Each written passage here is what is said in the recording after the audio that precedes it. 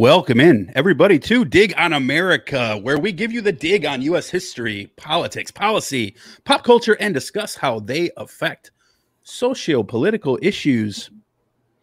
Today, DOA is proudly brought to you by the deep state, of whom we are a propaganda arm, the Clinton Foundation, George Soros, Jay-Z, and, of course, by Mikey's boss, Montgomery Burns of Simpsons fame. Welcome in to the show. Dutch, our other boss is on the phone. Oh, Jay-Z. Which one? George Soros? It's Colin Kaepernick. Oh, Cap's on the phone. Yeah, tell him to patch him in. Hey, guys. Why is he from South Park? Bro. How you doing, guys? Stop. I'm a traitor to America because I did nothing.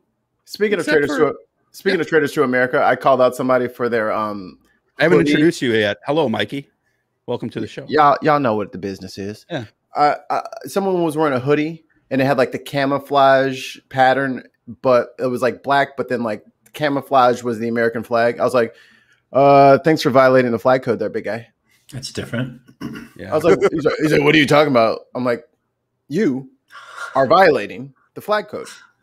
Your shirt is a violation of the flag code. You are deprecating on the flag. You piss on the flag. We love the flag. And then he pulls out the little, what about this? He's got like a dog tag that says like Blue Lives Matter. I'm like, also defiling the flag code. Like, that's not, you can't do that to the American flag. Sorry.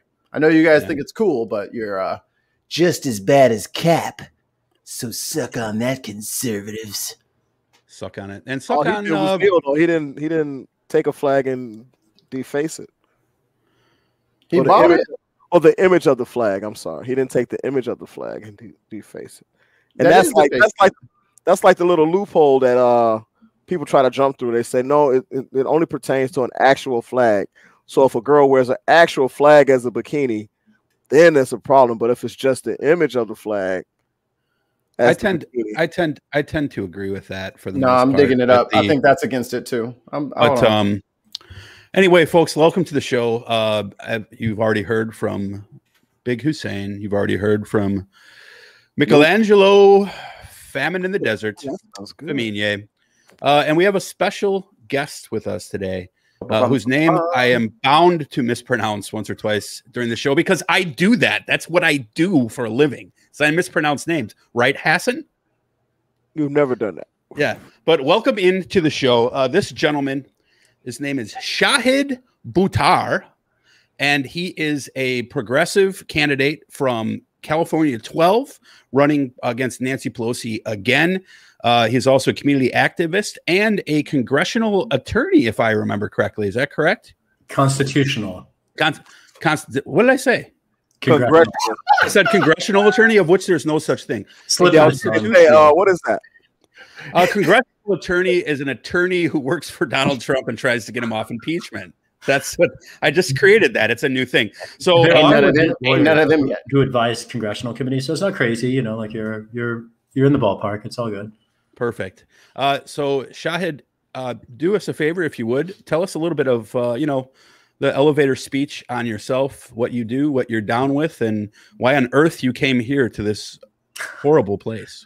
Well, I came here because you invited me, and I appreciate the invitation. You just go anywhere people invite you, you know. More or less, that's kind of what running for office is about. But I'm a constitutional lawyer. I'm a DJ, rapper, music producer, grassroots organizer. I was the first Democrat to face Nancy Pelosi on a general election ballot, and we just won 80,000 votes from San Franciscans to replace her as our city's voice in Congress. I haven't yet announced my plans for 2022, but I'm exploring the possibility of running again to represent my city and expand the squad and help us secure a policy vision that supports the future. One that includes the Green New Deal, one that includes universal health care, federal right to housing, one that centers our communities and our people instead of capital and corporations. Man, there's people that will call you one of them damn reptilian lizard people eating babies, talking all that mess about inclusion and medicine for everybody. Illuminati confirmed. How many babies? Ball are you from? How much baby's blood have you drank today? That's what we want to know. That's not nice. Not us. We're just saying that's has to be. At you, man. it has to be true. Like everything you hear on QAnon is completely we heard true. We heard it on OANN. Yeah, but we heard it. You should say this, and that election disinformation was a real thing in our race in 2020. Like it is funny to joke about, but having been targeted by racist smears by the political establishment, I'm sure. Pelosi, you know, it's by Pelosi. No, not Pelosi. All right. So first of all, I definitely want to hear about that, but I need to pass here the reins to. No, we're fine. Wrong direction. This guy down here. So Mikey. No, we're good. You're good. No, you got it. You got it. Nope, you got it. Let's not waste time. Let's not waste time dithering about who's going to say what. Mikey, just go. Cool. You guys were gonna Dutch. You were about to bring up Nancy Pelosi and how much he hates her. I see how I passed it to him, then he just alley-ooped it right back, and I missed the slam dunk, of course. So Nancy Pelosi, I can't stand her. I was very much wishing that she would not be continuing her term as speaker. However, corporates always win. So I do want to hear about that. But before you tell me about the situation that you just spoke about with Nancy Pelosi, I would like to know your thoughts on her thoughts that we pray for a strong GOP in America because a strong GOP makes this country great. So your thoughts on that, Shahid? It's predictably lame and reflects the attitude of corporate Democrats who perceive the GOP not necessarily as a threat to our communities, not necessarily as a threat to the future. It's each of those things, but rather as foils. You know, Nancy Pelosi and Donald Trump, for instance, they played a grand theater of opposing each other, and they paved each other's road. They demonized each other and used each other to raise money from their respective bases. And that's, I think, why Pelosi wants a strong GOP. If we wanted to indulge her and give her the benefit of every doubt, you might say that, oh, well, there was an era in American politics before the GOP was run by Donald Trump when things might have seemed more sane. It's totally untrue, just to be clear, because if we rewind the clock, other Republican presidents, what did George W. Bush do? Torture some folks, invade countries at the drop of a hat. What did Ronald Reagan do? Train Al-Qaeda, mine the harbor of Nicaragua, run drugs into the U.S., and spark a mass incarceration crisis? Republican presidents have, for the last several decades, preyed on the public. The only hole in the bucket here is that corporate Democrats do it too, which is precisely why I think Nancy Pelosi wants a strong GOP, because it gives her cover. As long as there is a strong GOP, corporate Democrats can get away with more or less anything they want as long as they don't show up to debate challengers and voters don't realize the alternatives that we have. And that's one reason why I'm so grateful for the chance to offer San Francisco a counterpoint, because I see the co-opted rule, leadership, in fact, of a voice of one of America's most progressive cities. And what Nancy Pelosi centers in her policy vision is not San Francisco, not our city's values, not our communities. What she centers is Wall Street and the Pentagon. And the American people deserve better than that. So would you think it was fair to say that I agree with everything you just said, by the way, but it also kind of lends credence to this like old guard kind of just having this perseveranceable nature. Wow. They really want to protect. The old guard is just protecting itself. They're trying to just preserve what they always know to do in politics, where they just pretend to hate each other so that they can get money for their campaigns, and then meanwhile they're off doing tea time at 7 a.m. at the Greens. So you're saying this is like Bridgerton, but the reverse? Yeah. What's Bridgerton? Oh! I thought everybody watched Bridgerton like me. No, you're the only one. I have no idea. They pretend to love each other. Shahid, what's Bridgerton? They really don't. I wasn't sure either. Thank you, Mikey, for giving me. Shahid has been out running for office. He is not watching Bridgerton. Lames like us are watching Bridgerton. No, lames like you. Lames like me. And I'm an old nerd and lame from way back. So, I got my card and everything. I renew every year. So that's just who I am. I was out buying hats for 37 cents. I didn't have time to watch. Right. I ordered this hat from China. Oh, I like the hat, by the way. Would you, Shahid, would you also, because one of the things that I've always looked at the Democratic Party about as a former Republican is like, especially when it comes to guys like Clinton specifically, and I think what Hillary would have done as well. I think it's very fair to include in your statement the Clintons. I think it's fair to include Pelosi in that statement. I also think it's fair to include LBJ, you know, probably more so than most, maybe not Jimmy Carter. But when it comes to these corporate Democrats, like, what are your thoughts when it comes to their control over the DNC? Because it seems to me like whenever a progressive candidate runs, and I don't agree with everything on the progressive agenda, but what I do dislike is that when someone does run, and I have 4 or 5 pillars with which I do agree with the progressive agenda on, and I strongly think are great, like Medicare for all, the fucking DNC decides they're not going to support that candidate, like they did with Cori Bush, and they run a freaking corporate Democrat who loves oil and big pharma against them. What is with that? I mean, to be fair, I think you're in some respects being entirely too charitable to the DNC, because they frankly do worse than that.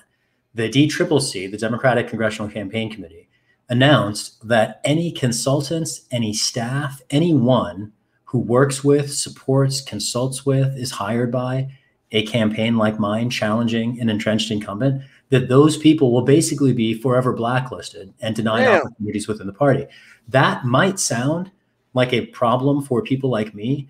It's a bigger problem for people who want to work in the establishment, but have ideas. And in fact, it's exactly that incentive that prompted some very unethical behavior by former campaign staff who once worked for me. And I would say, you know, when I see corporate Democrats towing the line of Republicans from issue after issue, whether that's prioritizing tax breaks for the wealthy in the first round of COVID relief before working class Americans got their checks, Nancy Pelosi and Donald Trump teamed up to give 43,000 millionaires tax breaks averaging over $1.5 million each. And that took Democrats. When Trump built his concentration camps at our nation's border, where DHS is now practicing Nazi eugenics techniques, he didn't do that alone. Anything that Donald Trump did that involved the federal bureaucracy, the federal apparatus, it took Nancy Pelosi to write the check. She's the Speaker of the House. Nothing can happen without her participation. And whether it's wars for profit, whether it's concentration camps, whether it's covering up CIA torture, or kicking the American people down the stairs while serving the needs of Wall Street, that is an agenda, you know, to your point, that unites not just the GOP, but corporate Democrats too. And it's one reason why it's so important for a populist challenge on the left to displace corporate centrism and give the American people an opportunity to delegitimate the center, but not from the right. In other words, the center is delegitimating itself with every passing day. Every day that the pandemic goes on and neither major party in Washington is saying we need to join the rest of the world and recognize that healthcare is a right, every day that that passes, I think more and more Americans see through the sham. And unfortunately, we are presented the illusion of conflict among adversarial parties that, you know, to your point, are absolutely marching in lockstep on issues from wars for profit, fossil fuel extraction, the military industrial complex, not just internationally, but how it manifests domestically in the form of a mass incarceration plague. And all of these issues are effectively objects of background consensus across the major parties. And that's not good enough by a long shot.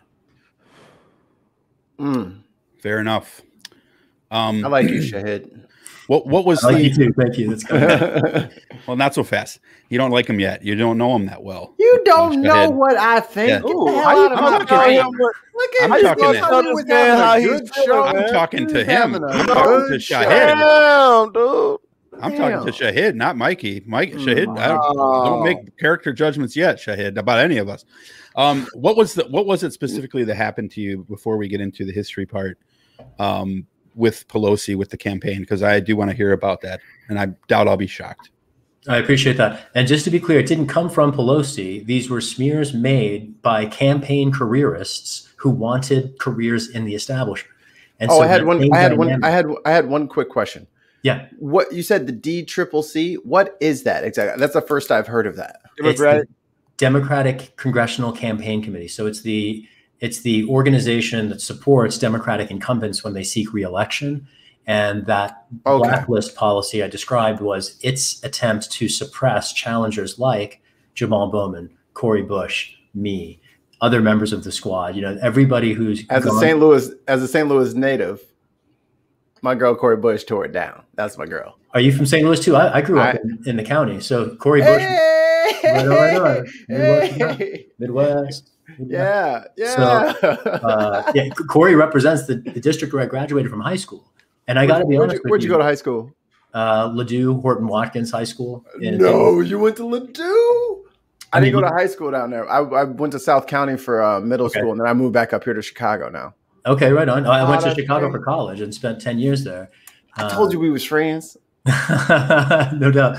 But just to this point about St. Louis, I am somewhat embarrassed as a San Franciscan that St. Louis, Missouri has a representative in Congress who favors the Green New Deal, limits on police, and Medicare for all. But San Francisco somehow does not. And that's not a stain on, on anybody's conscience, I think, but the cities. It is really embarrassing that one of our world's most progressive cities is represented in Washington by so conservative a voice. And Cori Bush's entry to Congress, it frankly shamed all of California. There is not a single member of the squad from California.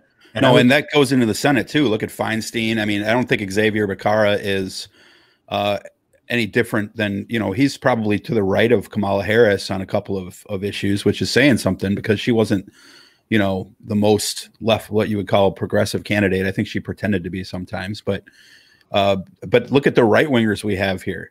In my district in Bakersfield in 2023, we have McCarthy, who is one of the moderates, they say. Yeah. But then we have Devin Nunes, right?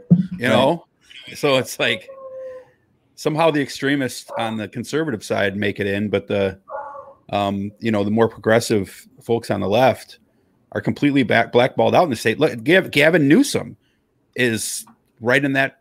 Who is Nancy Pelosi's nephew, incidentally, by marriage. Like, there's an interesting point to be made there about the establishments, not just corporate Democrats, but even the dogs don't like Pelosi either, apparently, because the dogs are howling. I think that's my housemate's beagle.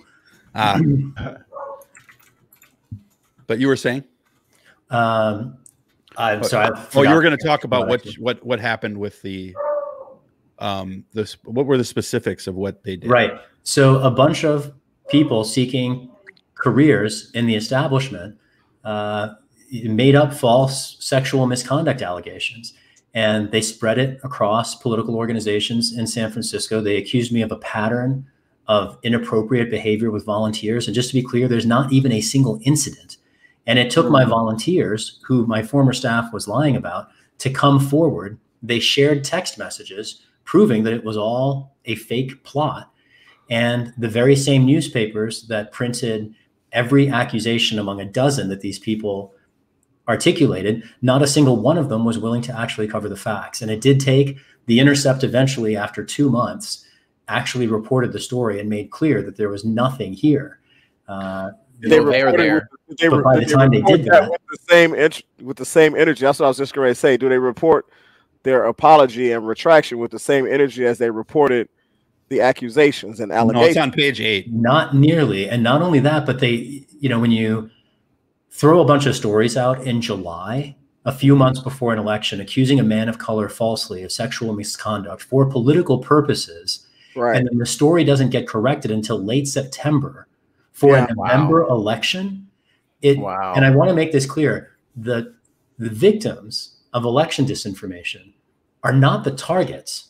Like, yes, I was smeared, right, and yes, it was libelous, and I was defamed, and a bunch of people made up a bunch of things about me. But the harm is to the voters and democracy, and all of the people who smeared me have been rewarded by San Francisco's political establishment. Several of them were just appointed to be delegates to the state assembly by the chair of our local Democratic Party committee. And the idea that the perpetrators, the architects of racist smear campaigns are rewarded by a city's political establishment, that should alarm people even in cities that do not consider themselves progressive. But in a city like San Francisco, honestly, it's outrageous. And, you know, it's entirely what we should expect when the DCCC announces that anybody who works with an insurgent campaign will never have a career. And then to watch people embrace accusations that are predictably false.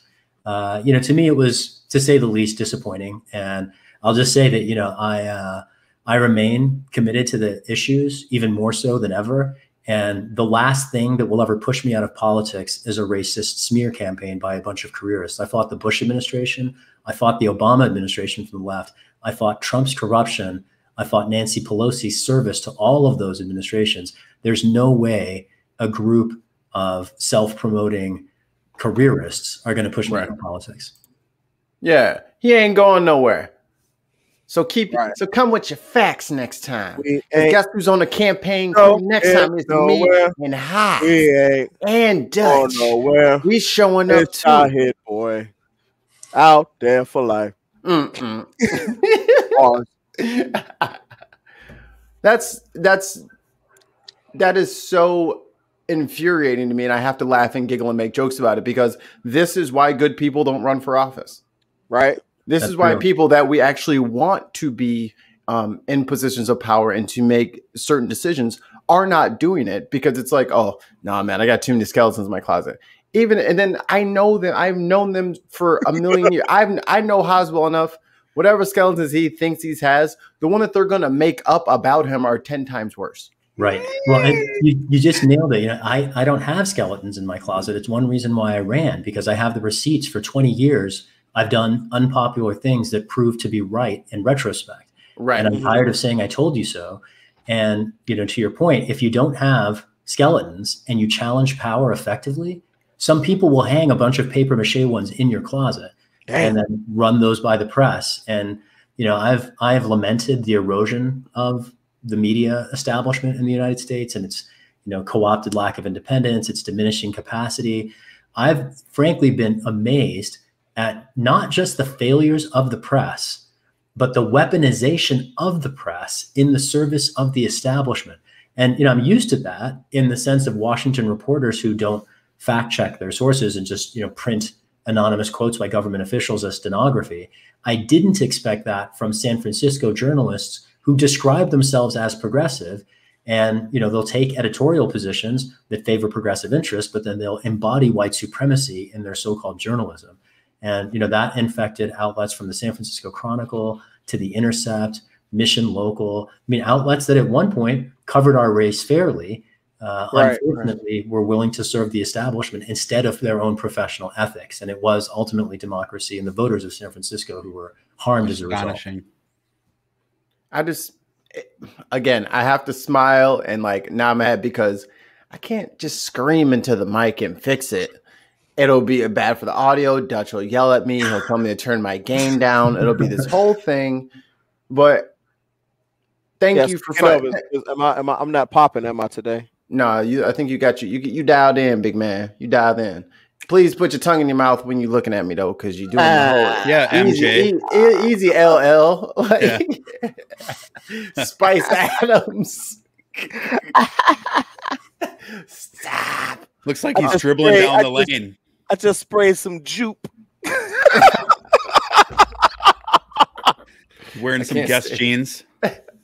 Brother, you know. Pelly jeans, slacks on. I guess like the jeans. All right. Well, damn, man, like that pisses me off. And like that.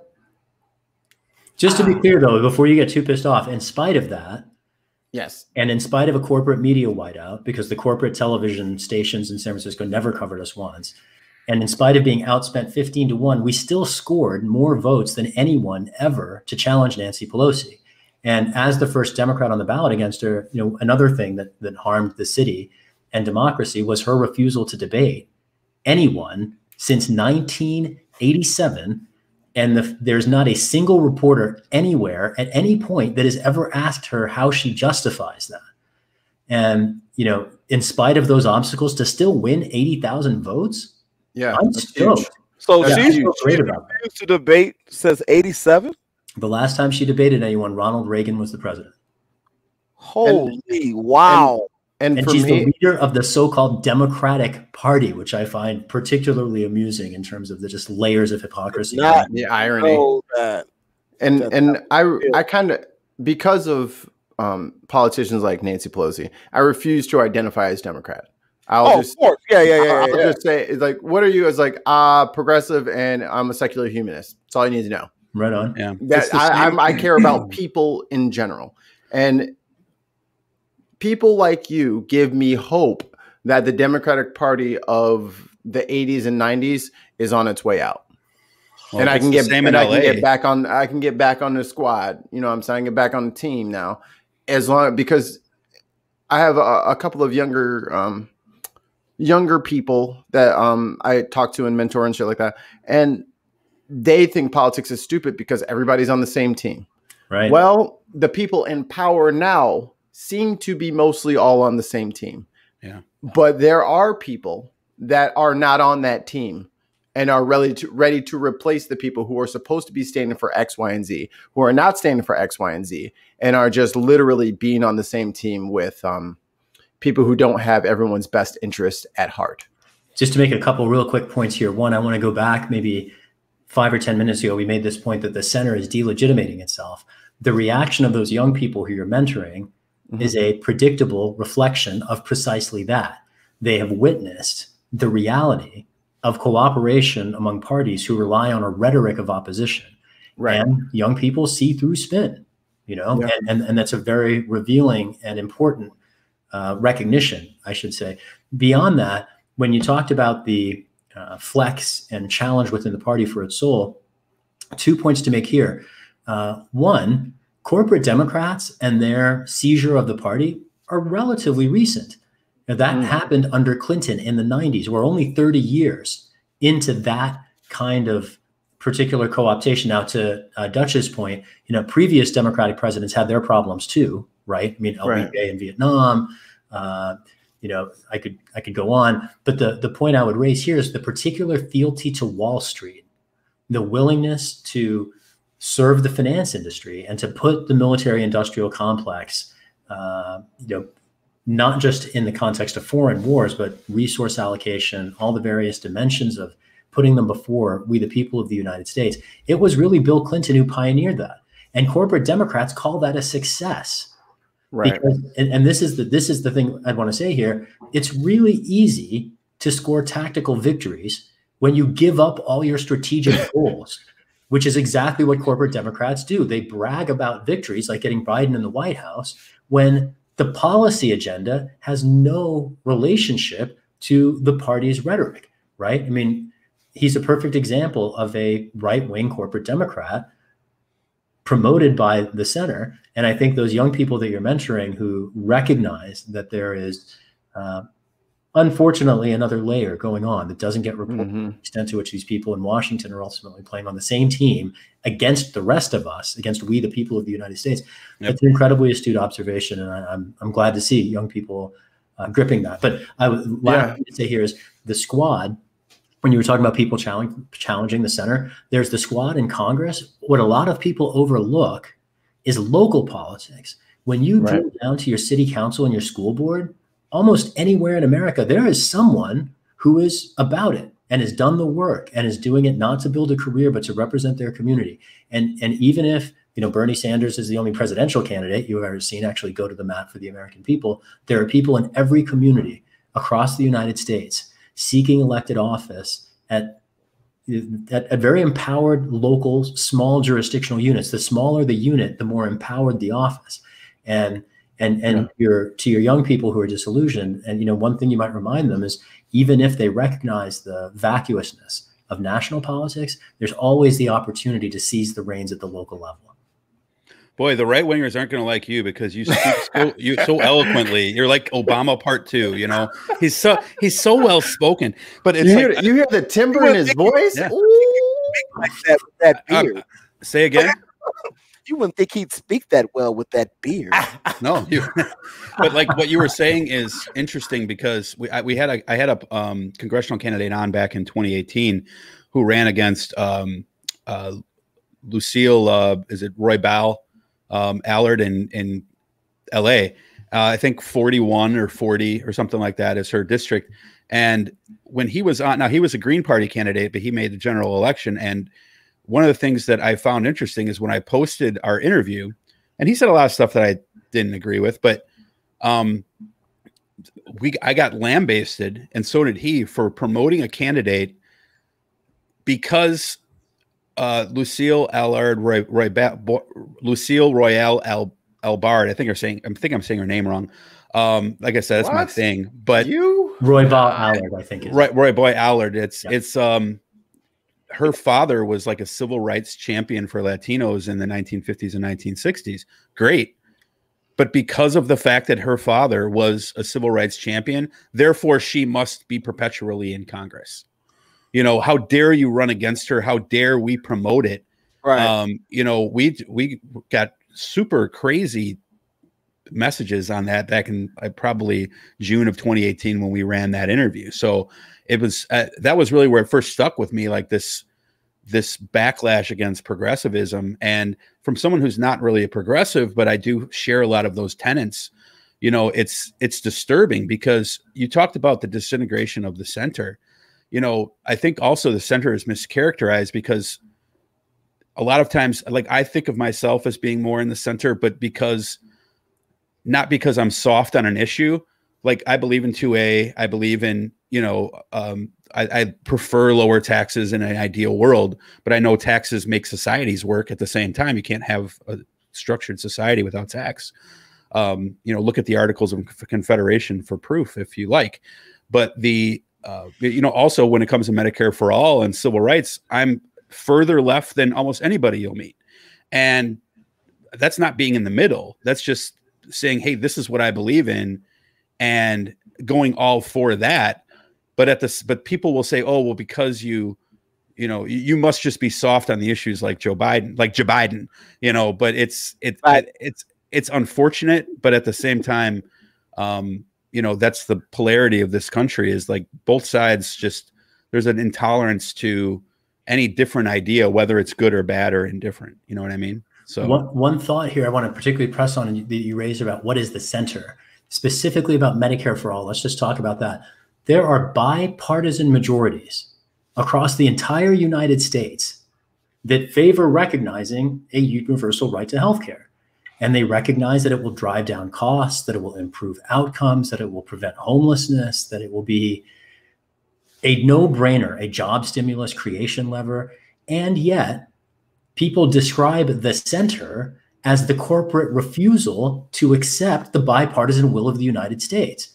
And this is an interesting thing to observe, where the center actually doesn't represent the people. It doesn't even represent the center. The center is simply Wall Street, and political reporters particularly characterize everything else as somehow extreme, even when bipartisan majorities agree.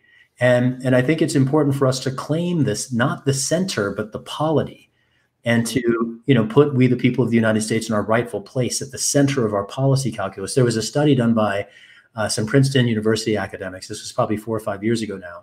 And they demonstrated that popular support for a policy in no way correlates with the success of those policies. In other words, we're not actually a democracy at all. What they demonstrated is that what moves policy is capital. When businesses want a policy, everyone in Washington will race. They will fall over themselves to line up behind it. You know what? Business writes the damn bill in many cases. They'll write the bill. And there's been I was watching a documentary, I forget which one it was. House of Cards. About a congressional candidate that put this bill up, and he forgot to take Alec off the headers. Off the headliner, yeah. Yeah. That went viral some years ago. Yeah. Yeah. And for in fact, viewers who might not know, just to put this out there, ALEC is the American Legislative Exchange Council. Right. They're basically a right-wing shadow group that's pushing not just conservative, but radically conservative laws across the states, particularly through state legislatures. When Trayvon Martin was gunned down, and it was George Zimmerman, I believe, was the name of the defendant who claimed the stand your ground defense. That was a law that ALEC was pushing in state legislatures around the country. Every time you see some crazy measure, like an anti-immigration bill, for instance, it's always moving through this organization. And there are other analogous organizations like the Federalist Society that does the federal judiciary, what ALEC does to state legislatures. But you're absolutely right to notice that. Yeah, and Alec, the funny thing about that particular story that Haas just said is when they challenged him on the House floor, the congressman who said he proposed the bill, was his bill. Mm-hmm. They asked him if it came from Alec. He said, "No, it's 100% my idea." And then they put it on what do they call that? The overhead projector, like in social studies, right? Yes. And they sit right on the top. Alec. Yeah, right there. Now what you got to say? I don't know how it got there.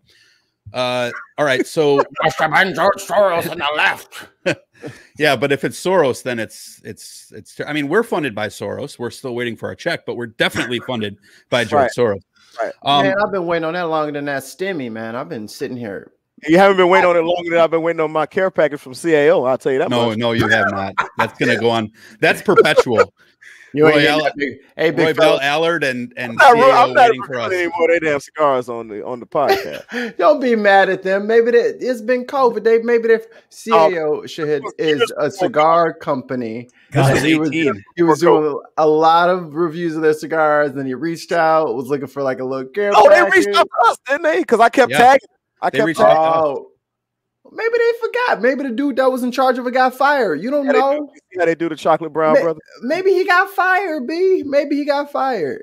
Yeah. Like, how dare you say you're going to send a care package to such a lowbrow podcast? They only got 100 followers. Get him out of here. Get him out of here. She dressed up all sexy, then went home after dinner. I got to go with my friends. We came together. We lead together. Right. So Shahid, real quick, as I mentioned, this is so we are here. We are a corporate podcast. We are Wholly Corrupt. No, we're not. As I said before, we will.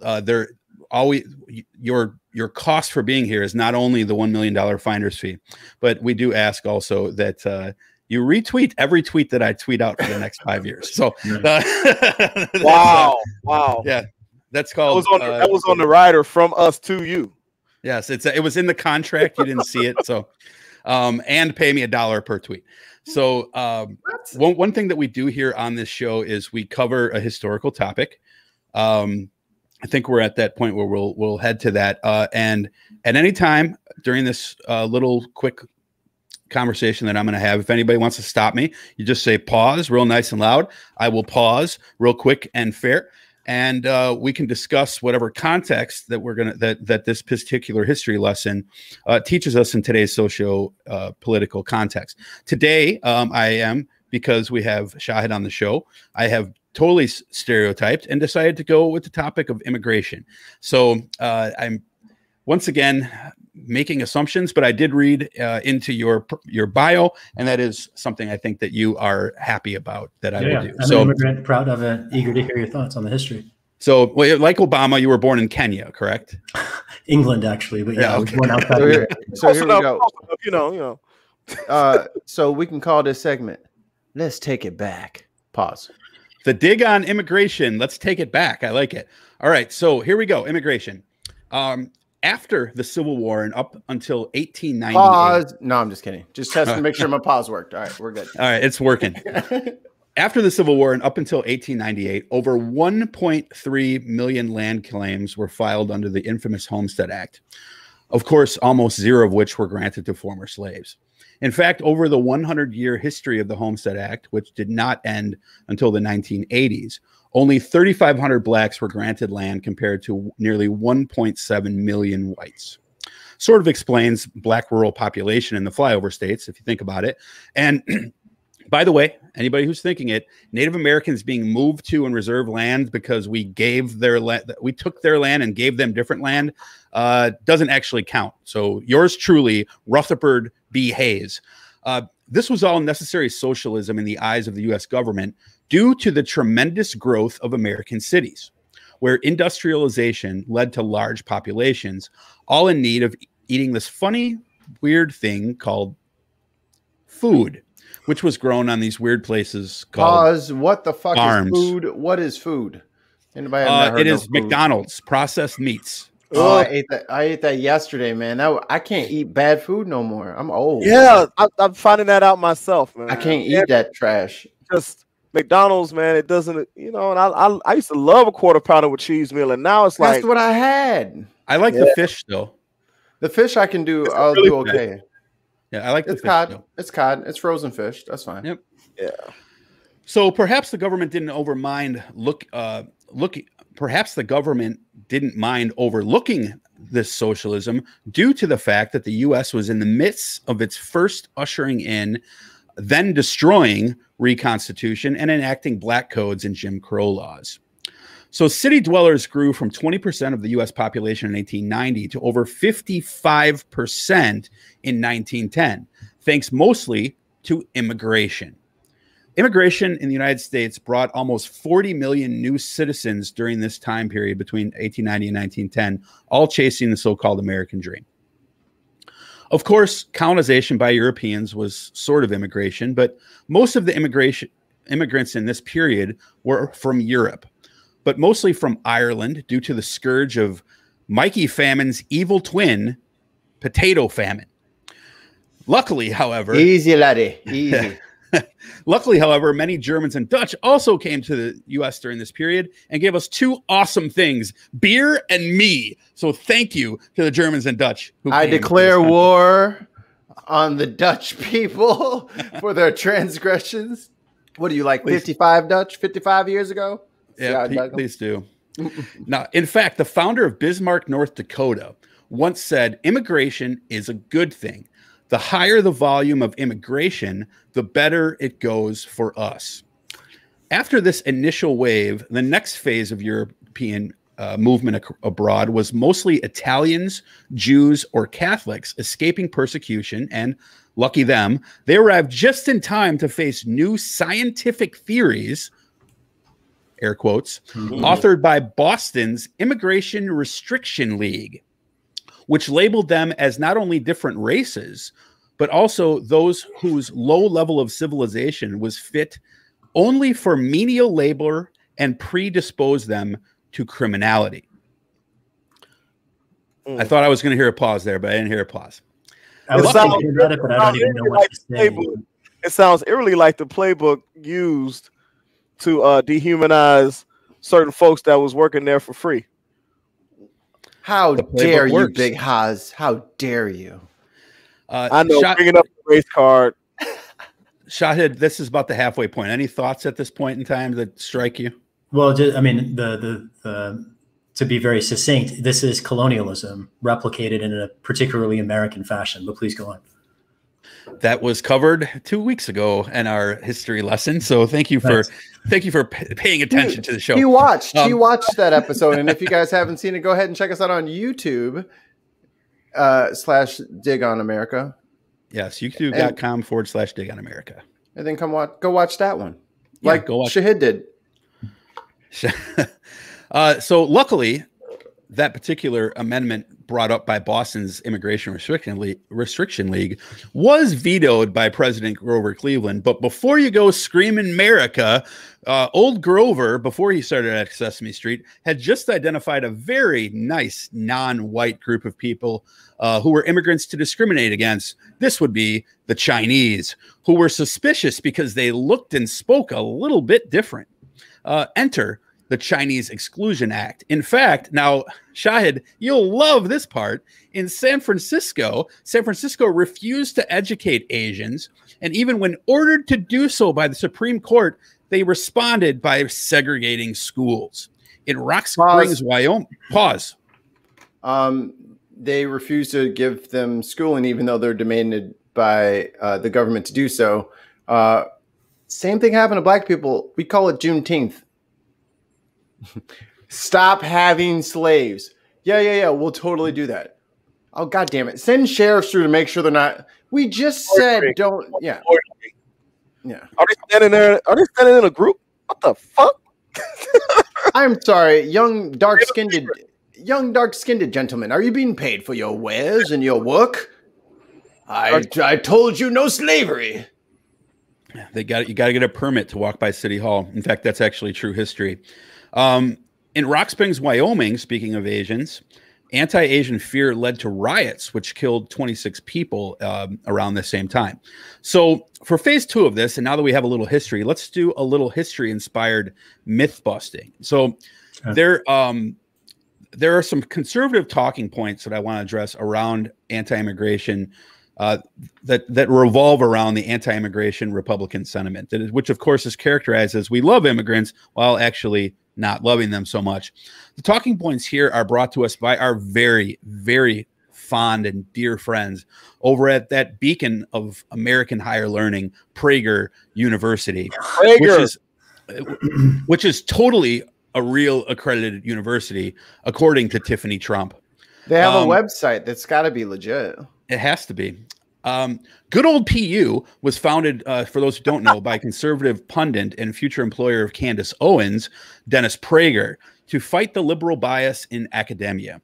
Now, PU's website says they believe in economic and religious freedom, a strong military that protects our allies, and the religious values that inform Western civilization, known as Judeo-Christian values. So I guess they just like Christian religion, but okay. Sounds kind of like the Proud Boys website. Mikey, what the fuck did you give me to write here? This is ridiculous. So special for our guest today. I forgot to send the email. That must be out of your own stuff. I meant to send it, but I didn't even get a chance to do it yet.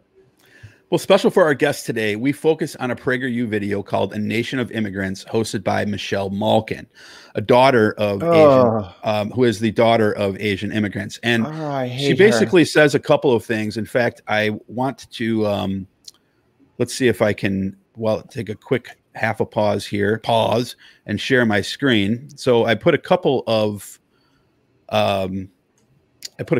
these onto the,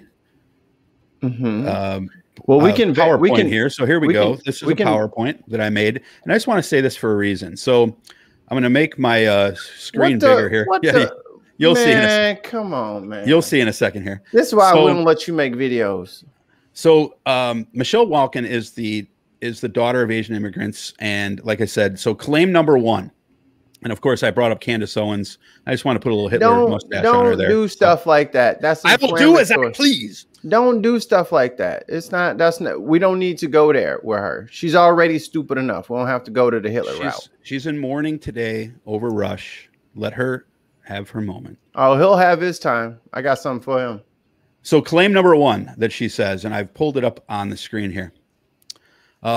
That the United States has, because I didn't want people to say she didn't say that. It's literally right here. The United States still maintains the most generous immigration policies in the world. Now, why am I pulling up these Prager videos? Because these videos have billions of views, and people watch them and they pay attention to them, and they think because of the fact that it's called university, that it's actually an actual higher system of higher learning. And you already had them all downloaded. Right. And here is the problem. I don't have any of them downloaded, but here is the actual truth on this particular fact. Now, it is somewhat true, but it's also very misleading because yes, the United States has more immigrants than any other country, but in reality, we're about 80%. Because if you're counting people who came and not counting slaves would not count, I don't think, as immigrants because they didn't have a choice. And Native Americans, of course, don't count as immigrants because they were here before that. But she's not referring to that. Michelle is referring to immigration now, as in people who are here now but not born here. So using that number, we actually have a lower percentage compared to many other countries. A little example: Kuwait, 70%. Qatar, 70%, Hong Kong, 40%, Saudi Arabia, 39%, Israel, 23% of Israelis were not born in Israel, New Zealand, 22% of the population was born in a foreign country, Canada, 21%, Sweden, 20%. Shouts out to Jartan. Ireland 17. He's Germany not, 16. Hold on. I don't care where he's really from. Norway, Norwegian. He's from Norway. He's not from Sweden. You didn't have to correct me there. You could have let it. He's gonna watch that back, and I'm gonna have to be on the show with him tomorrow, and he's gonna be like, "And you don't tell everybody that I was a Swede." No, isn't it better that he got a shout out though? You explained it to him. Where would you think the United States percentage is at? Anyone want to guess? Say the initial question again, because you kept listing off numbers, then slowly but surely the original question faded away. She is saying that we have more immigrants here than we have since 1890, and we have the most generous immigration policies in the entire world. So what she is basing this on is the amount of people living in the United States today that were not born here. That percentage proves that the U.S. has the most generous immigration policies in the world. As I mentioned, I just gave you 9 countries, some as high as 70%. And the United States number is 13.5%. You know what they'll say? Well, that's because their populations are lower than ours. That's what I was thinking. Like I think that's a weird way to compare 2 different statistics. Because if you want to compare by population, we have 375 million people. Qatar has maybe 1 million total, maybe. So I don't know that going by percentages does a good job at accurately portraying. I don't know if that's the greatest. It'd have to be like a. I don't agree with that at all. But I'd like to get Shahid's opinion on this because he's the only one here who seems to like me. I mean, he doesn't know you yet. Yeah, give him time. He'll learn to hate me. I don't plan to hate anybody, but when I think about the right-wing characterization of U.S. immigration policy, we don't have a pathway to citizenship. Right. And we detain asylum applicants en masse. Bingo. Deny them medical attention. And in entirely too many cases, separated families. There's no country in the world that does any of those things. The idea that we have the most generous immigration policies is a joke.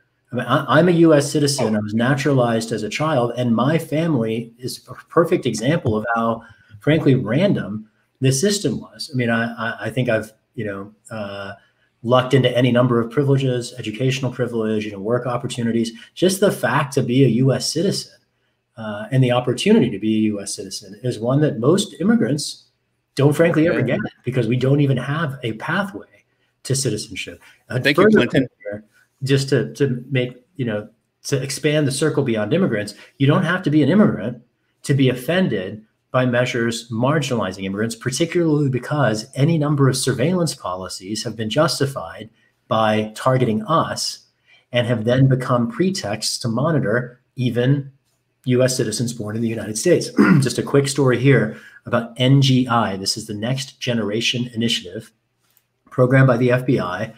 It was pioneered as the Secure Communities Initiative. It was presented to the public as a program through which federal immigration authorities were working with local police to fast track the deportation of criminals who were also undocumented.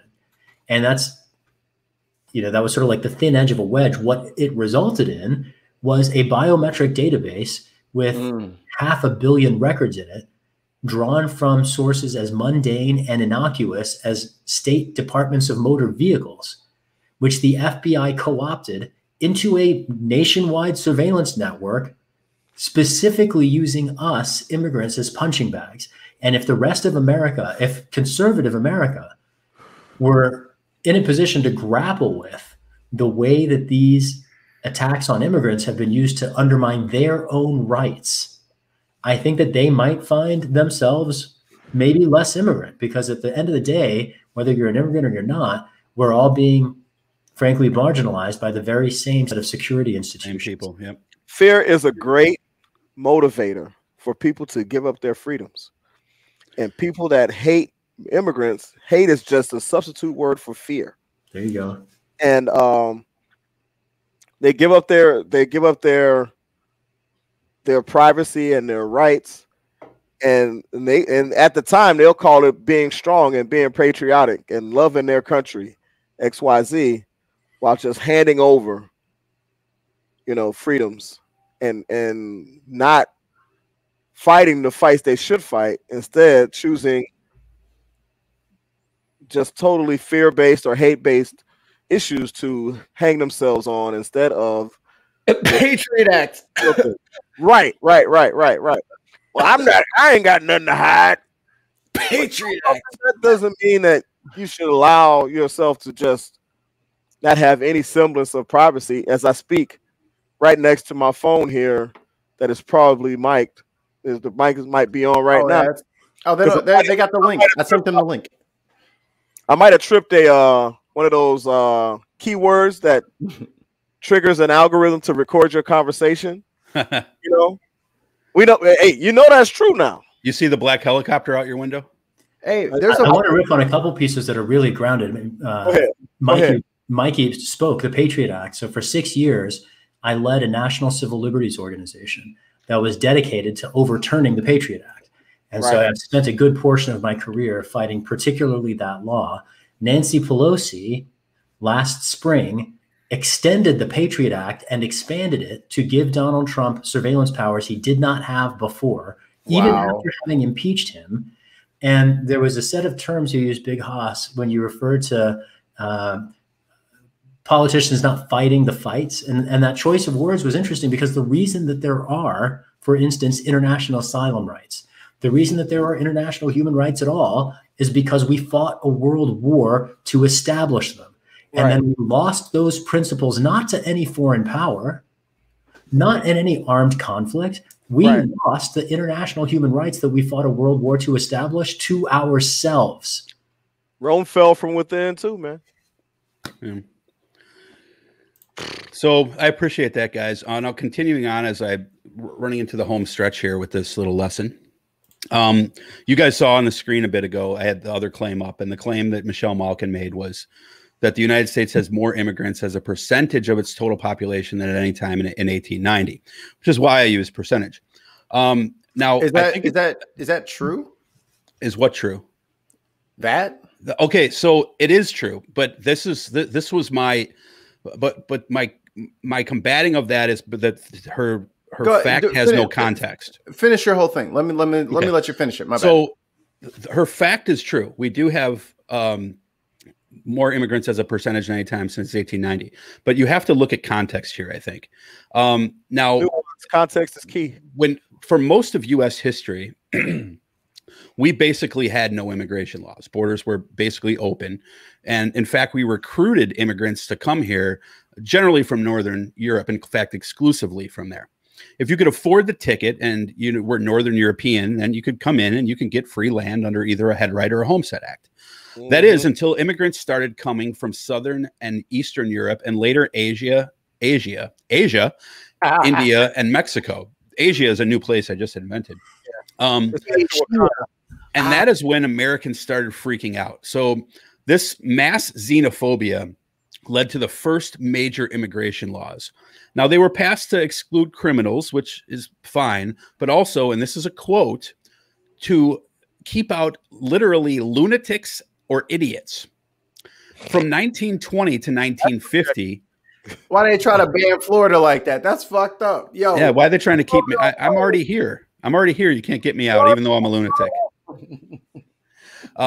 Haas, something wrong with your mic because when you try to talk over me, it's muting you out. But from 1920 to 1950, the U.S. government began quotas on immigration, prioritizing Northern and Western Europeans over other groups. Residents of 3 countries, Ireland, Germany, and the United Kingdom, got 70% of the visas available, and immigration dropped to some of the lowest levels in American history. In fact, the U.S. government turned down millions of Jewish refugees who fled Nazi Germany in the years right before and early into World War II, many of whom ended up dying in the Holocaust. This continued until the 1965 Immigration and Nationality Act, which made immigration more fair and open, and it undid the preference for Northern Europeans, on paper at least, putting all countries on a level playing field. Problem is, that brought a bunch of scary Muslims and, of course, those rapists and coyotes from Latin America. Pause. Yes. So when they say, or when you say level playing field, that's level playing field at 1965 after the entire country has been bombarded with white people. Right, exactly. And that leads us to Trump. Because Trump promoted half-truths like chain migration, roused up fear of caravans, convinced conservative media to parade out angel moms, despite evidence that immigrants can commit less crime than natural-born citizens, and stoked fear of Islam and Chinese people, aimed at banning certain groups because of religion or fear of communism, building walls and designating certain areas as shithole countries, while at the same time assuming people from Norway are better. This all pause. Yeah. We've all met Shartan. He is not better than a Mexican. Let me just say that right now. No, I would totally agree with that. So as I conclude here, this all uprooted preserving what PragerU wants to preserve, and this is what Trump wanted to preserve. When he says "Make America Great Again," he's talking about the Western way of life previous to the on-paper fairness of the 1965 immigration laws. What has been discussed today is why immigration will continue to be an issue across the Western world for decades to come because of fear, xenophobia, and mischaracterization. So, Shahid, I'm going to let you jump on that first because something tells me you might know what you're talking about. As an immigrant, I would just say, particularly as a Muslim immigrant, I would say that I am one of many constitutional canaries in the coal mine of the United States. And a great many Americans have come in the last several years to fear fascism in the United States, particularly since Trump went to Washington in 2016. I've recognized the onset of fascism in this country for 20 years. And just to be rigorous, if you're indigenous or if you're a Black American, you see it has been here longer than the Republic. Yep. And I wish it weren't true. I'm running for office largely to do everything I humanly can to make it no longer true. But I think entirely too many Americans have not grappled with the established reality of our history and its continuing reverberations, right? There was a point maybe 20 minutes ago where, Mikey had referenced slavery. Slavery is alive and well in the United States today in U.S. prisons, and that's not immigrants. That's people born in the United States. We, as a country, despite having more wealth and power and military might than any country in the world, we are consistently, across any number of contexts, rogue actors undermining human rights. And if there's anything that particularly forces me to grapple with that reality, you might think of it as a privilege. It's the fact that I've been part of a marginalized community. And marginalized communities, unfortunately, have to, we're forced to contend with the reality, whatever the rhetoric. And I'm grateful that more Americans are starting to see through the rhetoric. I hope to see us establish a new reality, one that actually does more than just pay lip service to our nation's values, one that includes people, one that would benefit our nation economically. I had this experience just over in the last week. I had a chance to go camping in southern Utah, and it's beautiful, wild. Pardon? I said, you're a brave man. It's incredible landscape. You really should check it out. I mean, it's phenomenal. My wife makes me watch Real Housewives of Salt Lake City, so I get to see a piece of it. Utah is a beautiful state. Just to be clear, I'm not advocating for Utah to be opened up to all of the world's immigrants, but the point here is that our population density in the United States is among the lowest in the world. We have so much land. If you travel anywhere in the world, you will see people packed in like sardines everywhere. And Americans have this image, this entirely false image, that we don't have space. And the fact that we literally committed genocide toward any number of peoples who were here before, and now in this era claim that we have some right to close the doors, it is a reflection of out and out racism. And it's frankly better than our past. And I would like to see us embrace some vision of progress. I don't know if anybody else has heard this, but if you take, this was from maybe 8 or 9 years ago, but if you took back when the population was 7 billion, if you took the population density of like a New York City, you could fit all 7 billion earthling people into Texas. All of them. Every single last person. If you put them in like just general New Yorkiness, where people are not dying because there's just people just ever. No, you can get around in New York and be just fine and not just be walking on top of people. You can fit all 7 billion people on the planet inside the square footage of Texas. Everyone in Texas is freaking out right now when you just said that. Not only do they have ICE, but now they have immigrants. For that reason, yeah, I was going to say ICE and immigrants. Oh my God! Winter's Get the guns! Coming. Get the guns, Karen. So speaking of Texas, I think it's time to move. Are you good on the history, Dutch? We good on history? Yeah, though I didn't. It's Big Haas. Did you have anything to add? Oh, sorry. I think I've contributed enough during the conversation. It's not much more to add. You know, it's the base level of it and the base level of a lot of the reasons why communities are marginalized, whether it be the immigrant community or minorities in this nation, the LGBT community, et cetera, et cetera. The root of it all is fear. Yeah. The root of it all is fear. We've been segregated, systemically segregated from each other, by and large. So we don't know each other. We don't, you know, because I've said this before. I was reading the book, The Color of Law, which talked about how the government basically tore down integrated areas where people got along great. They tore those down and built whites only, blacks only, et cetera, in an effort to pull people apart. And what that creates is ignorance. Yep. And we know ignorance plus fear equals hate. And so when you have schools where the kids the kids are a monolith racially in the schools predominantly, you don't get to see other people's culture. I was blessed in 6th grade to get bused over to a predominantly white school and learn, even though the parents hated it, but we got along, you know, for the most part. Of course, there's a couple of assholes, but whatever, you know. And then I was blessed to go to a school that had my first year I went to Curie High School, which was a lot of Hispanics, a lot of blacks, a lot of whites, and a Muslim population as well. So I got to, throughout my educational life, and then I transferred to Romeoville and I moved out to Bolingbrook. So I got throughout my life, and guess what? I have no great love for my experience at Romeoville High School, but that's just because of I went there for a year. Home of Crazy Rock. Yeah, Crazy Rock. But luckily for me, I was able to interact with people of different cultures.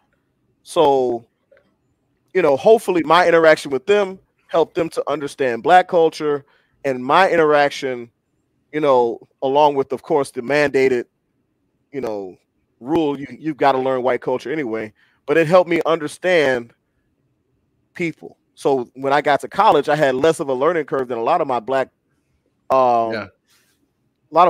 classmates, because they came from monolithic educational systems and monolithic neighborhoods. So they got there and it was like culture shock. And then what happens is that creates an anxiety and a fear. So what do? They only interact with the Black population on campus. Yeah. So they further kind of, you know, besides class, there's not much interaction. And I was international. I was everywhere, because wherever the fun was, I was gonna find it. International, play with a passport. And I had been prepared through my educational experience and my living situations, because when we moved to Bolingbrook, then we had a various cultural demographic as well. So I was able to move in and out of areas in college that other people had a hard time doing, just because they had not been in and around the same spaces. Cultures. And I say all of that to say the government is what created that, because poor whites and poor blacks, believe it or not, used to live together. And they bulldozed those areas, and they built on one side of the highway the whites only apartments, and on the other side of the highway the blacks only apartments. So, and then they fomented fear, and they fomented things through the media to further divide and drive people apart from each other. And here we are today, still dealing with the ripples from the rock that they threw into the lake all those years ago. Yeah, and it's funny. It's funny you say that, because like there's a little bit of history that from probably a future lesson that, you know, especially in New York, it used to be back, you know, probably in the late 1800s, early 1900s, that the rich people, the super rich, like J.P. Morgan, the Rockefellers, lived within visual range of, they could look and see the poor, and the poor could look and see the rich. So that was a problem. They had to change that. So therefore they created suburbs. I know Mikey wants to get to something. I did want to ask Shahid one quick question, because you brought up, and I might need to go after this, just to be clear. Oh, no worries. No worries. You brought up a point about, but we do want you to pitch your stuff and that, so you can jump into that when you're done. Yeah. But you brought up a point about, you know, getting the message out. We have a debate here sometimes about, like, you know, people that we should interview and you know, people that you want to talk to and sources you should listen to. What's your opinion on, like, when it comes to the best way to, I call it winning souls, you know, as far as like getting people to listen to fact, and listening to the facts that are on this, you know, in the history lessons and the things that you're saying about what happens to you when people are growing up in an area where in a mental area, at least, where they think to themselves, I'm raised to think this is right, and it's hard for them to change it. What's your opinion on how to best engage people that you don't agree with, and do you even need to? It's important to do. I don't think it's worthy of being anyone's emphasis, because ultimately it's not the case that we have to convince all of our intransigent enemies. We ultimately just need to out-organize them in order to get our hands on some levers to change policies. That notwithstanding, I think the most crucial rhetorical device when trying to help somebody over a hurdle is simply to ask questions. It's a very different experience to be challenged versus to be invited. And questions can invite someone to articulate their perspective, and then you've got a different opportunity to engage them than, you know, trying to correct a set of factual misunderstandings. Another piece here is he's spitting. Say again? I said this mug spitting. Right on. Yeah, you know, I mean, at the end of the day, I think that connecting across our shared humanity offers a great deal of promise, and so many people right now are confronted by circumstances that they never particularly imagined. Everything from Texans who are dealing with freezing weather to people anywhere dealing with a pandemic.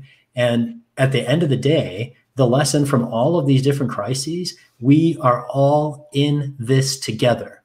And that's the basis for socialism, is the recognition that we are confronting our problems together, and we will either overcome them together or we will not together. But the illusion that we can individually fight our way out of our respective crises, that's exactly the trap that led us here. And, you know, I'm eager to see people embrace a brighter day. I will say again, thank you for having me. I'd welcome any of your viewers who are interested in replacing Nancy Pelosi and ushering in a different kind of vision for the Democratic Party in our country, to please check us out online, share the site. It's shahidforchange.us. And I'll look forward to your future history lessons. Hey, we appreciate you coming on. So you gave out your Twitter, you gave out your website, and then do you have any like Facebook presence or anything like that that people can look for? We're on all the major social media platforms: Facebook, Instagram, Twitter, Twitch, YouTube, at Shahid for Change. Don't be on Twitch. What'd you play on Twitch? You just talking on Twitch, or you playing games? You rapping? You rapping? We've been talking actually about having me do some live stream games, but to this point, some of our live streams, we were cross-posting there. So I want you to come back so that you and I can have a rap battle. Can we do that? I'm down. All right, let's do that. Shahid gonna body bag him. Who you got in the verses? Big highs. I got Shahid 8 a landslide. Okay, I can give you some. I can give you some references. 19 to 20. Shahid. You got reference tracks. reference tracks. He sound like Freeway talking about some put the beat on. Come on, man, we'll put the beat on. We'll have fun with it. We can even get Imran in here for that because Imran likes to rap too. So it can be me against Imran's Pakistani. I don't know, Shahid, if you are also Pakistani. Yeah, Pakistani. Yeah. So it can be the white guy against two Pakistanis in a rap battle, and I'll win or I'll lose or whatever. But thanks for coming back on. We'd love to have you back. And definitely I think we need people like you. A little love from Congress. Show. Thanks, y'all. Great to be with you. Keep up the great work. Thank you, sir. All right, All right, so man, Mikey. he's cool. I like him. Yeah, me too. He's cool. He good peoples. All right, go ahead. He's got that voice that people want to listen to. He finds that tone and cadence that people will kind of listen. You know what I mean? Yeah, I can't. He doesn't get too high or too low. Like me, if I get pissed off, dude. Not like Kaepernick. I used him talking like that. Jesus. This is the worst Kaepernick impersonation ever, but ever. So we have another guest coming onto the show right now. If Dutch, I think he's a friend of yours. Is Emmett available? Hold on, let me see if I can get him here real quick. Let me pull up the. Let me see if I can get him. Okay, hold on. Let's see. Emmett, put the bottle down. Emmett, stop drinking. No more meth. Put the vials down. On. Splash some cold water on your face. He needs some milk. Oh, there he is. Emmett, get your headphones. Get the headphones on, Emmett. How do I work these headphones? Yeah, they're liberal. They're liberal. They're liberal. Just put them on your ears. It's all technology. A little bit foreign. It's a little foreign to me. You big tech.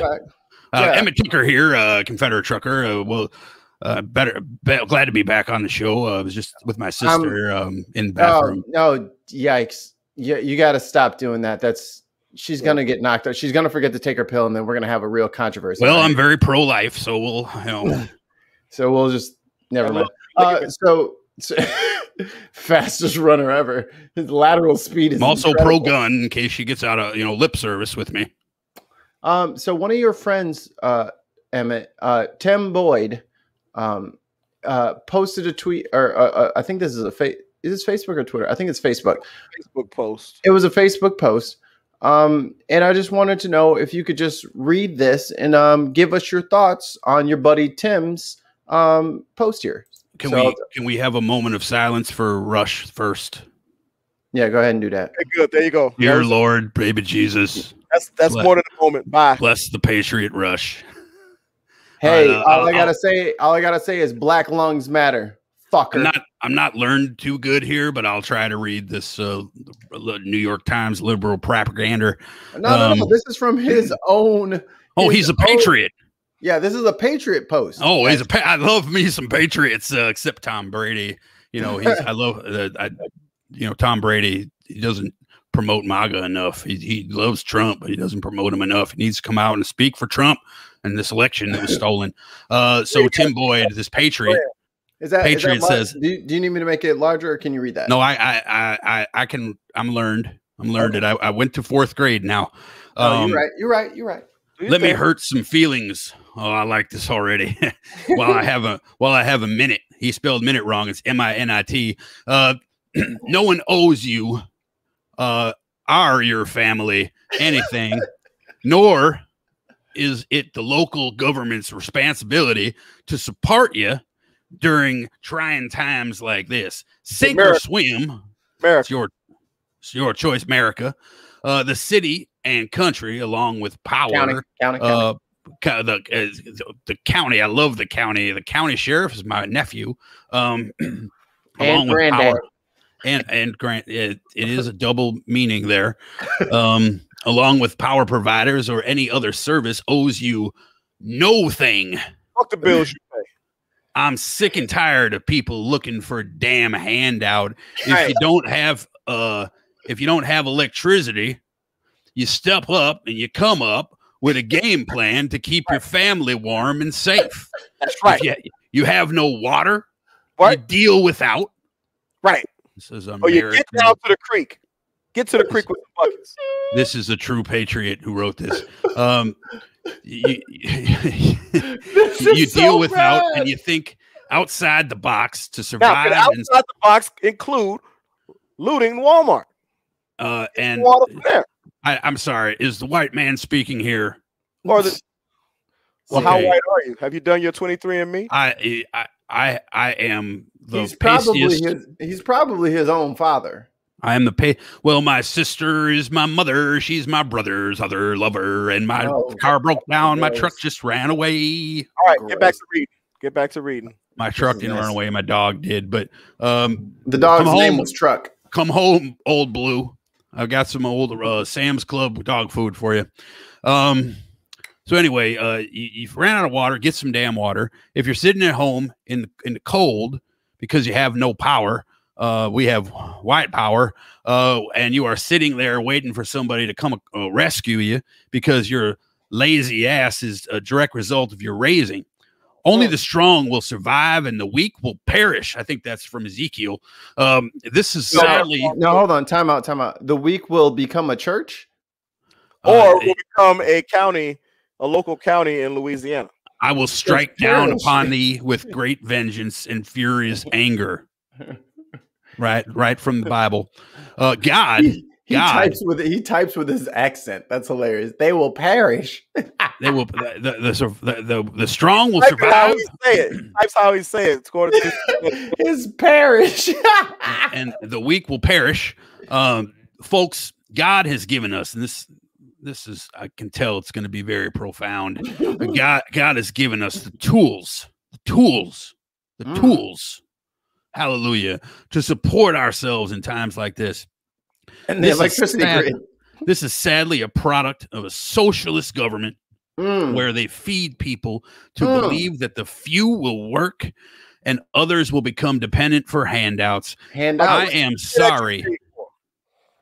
sorry, Big Hezbollah, that you have been dealing without electricity and water. Yes, but I'll be damned if I'm going to provide anybody that's capable of doing it for themselves to turn your own water on. We've lost sight of those in need, and those that take advantage of the system and mesh them into one damn group of libtards. You don't mesh them. Bottom line, quit crying and looking for a handout. Get off your ass, drive a truck like me, and take care of your own family. Bottom line, listen, you Negroes, easy, you Latinos, Mexicans, Mexicanos, whatever you want to call it, Chicanos, you damn Arabs, you listen. Emmett Turker here and Tim Boyd saying this. Bottom line, this is America. Don't be part of the problem. No, don't be part of this problem. Be part of problem, right? I didn't mean to add a the. He didn't say the. I want to quote him properly here. Don't be part of the problem. Be part of the solution. The saloon? Solution. Yes. Well, so this is a true patriot, a true American. Thank you. That'll be all. Thank you, Emmett, for joining us. If you could go grab Dutch. He's with my sister. He's with my sister. He's married. He's married. Please stop him. Be having sex with your sister. It's gonna be you, Emmett. It's gonna be me. God damn it! I hear a zipper, Emmett. I hear a zipper. Where's my gun? Where's my gun? He gonna get kicked out of wherever he living. I know that right now. They don't know that this is. Yeah. They're gonna be like, my housemate is asking for his gun.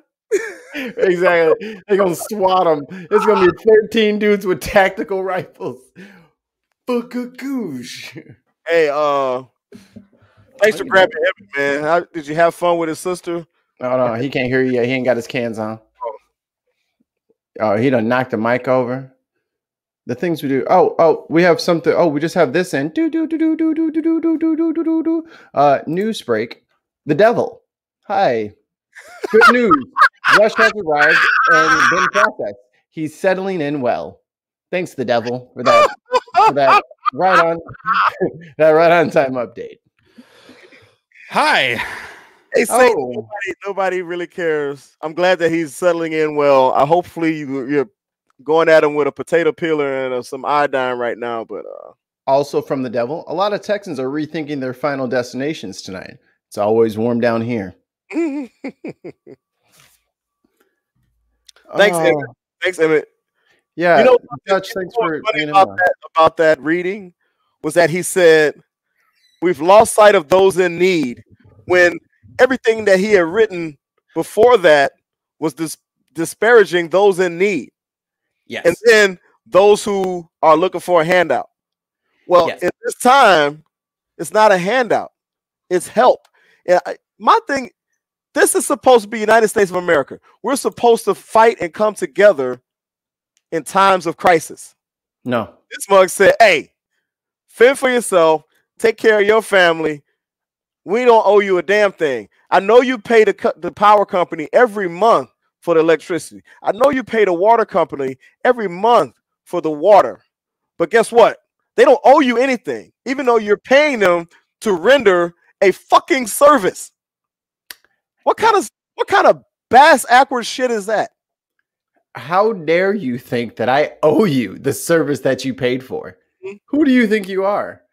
Who do you think you are? This is called Trumpian mentality 101, because who is the most out for himself person that says, hey, guess what? You perform this service and I'm not going to pay you. You know, I'm going to find a way to get out of it. Yep. I want to shirk responsibility. So my question about the whole reading, and thank you, Emmett, again for coming on, was he's gone. You finally got that. You finally got the F-250 with the dualies to start up. Good for him. Yeah, like my man said in the crow, he probably banging away on Darla. I think it's a Toyota, but don't tell anybody. It better not. You better not be driving one of them that get damn Tacomas. Goddamn Chinaman cars. Goddamn rice burners. Yeah, but I think it's just so funny. Like, think outside the box. Bitch, this is electricity. Right. If your internet goes out, you can't think outside the box and make electricity or make internet. You can't make water. Right. Especially when it's a snap freeze and everything is frozen. What do you want them to do? All right. So what you're going to do is you're going to go to the gas station and get a bunch of gasoline. You're going to boil a barrel of snow and make water. Like, now that's entrepreneurship. It's like he must be a prepper. And I mean, some people, admittedly, like I have a gasoline generator. So if electricity went out, I could fire up the generator and get some electricity to like the refrigerator, the deep freezer down here, and some other stuff, so we can have some humidor. Yeah, gotta plug that in. That's definitely, he's like fridge, humidor. This fucking fridge out of here. Plug the humidor in. A couple hours. But actually, the way my humidor is set up, if the power went out, I'd probably be good for like 4 days. See, I didn't have it. You're pulling yourself up by your bootstraps, unlike these people who can't, on their own, make an electric grid. Guess what? If this was 10, 15 years ago, I don't have a generator because I couldn't afford it. You know, I'm blessed to be in a better financial position now than I was as few as 5 years ago. But I'm still trying to make it. You know what I'm saying? Funny thing you should mention that 10, 15 year gap, because I actually, before the show started, I was on the phone with my cousin Ashley. What up, Ping? Hey, Ping. Hey, girl. She actually went to the same she's graduated from the same high school as Shahid, which is hilarious. I was like, Ledoux. Oh, small world, man. Small world. Let me just say one thing about this note. No, can I finish my thing and then you can go? Oh, I thought you were done. Go ahead. No. Oh, he just said what up to Ping. Yeah, I was just saying what up to Ping. So I called Ping to check on her, to see what was going on, how she holding up, does she have power and all that stuff. She does have power, but she also lives nearby, like the local TV network. So like the TV station. So I guess she's on the same power plan that whatever they're on. Apparently, about 10, 15 years ago, funny you should bring that up, Haas, Texas decided that they didn't want to be part of the Eastern grid or the Western grid. Right. They're going to be on the Texas grid, and they don't need nobody else. They want to save a few shekels. Oh, it's even better than that. There are at least 8 different power companies in Central Texas. Because this is what happens, libertarians, when you think that privatizing everything is the best idea. Because what ends up happening is companies can write you off as a loss. I did not provide service. I lost this many customers. So what? But at least I didn't have to, you know, go out there and fix all them lines and get everything running. They don't have to worry about that because it's all privatized. But some people out in like super South Houston or super South Texas, like Houston or El Paso. El Paso is still technically on the Western grid. They never lost power. Right. They've been fine and dandy this entire time. But when you privatize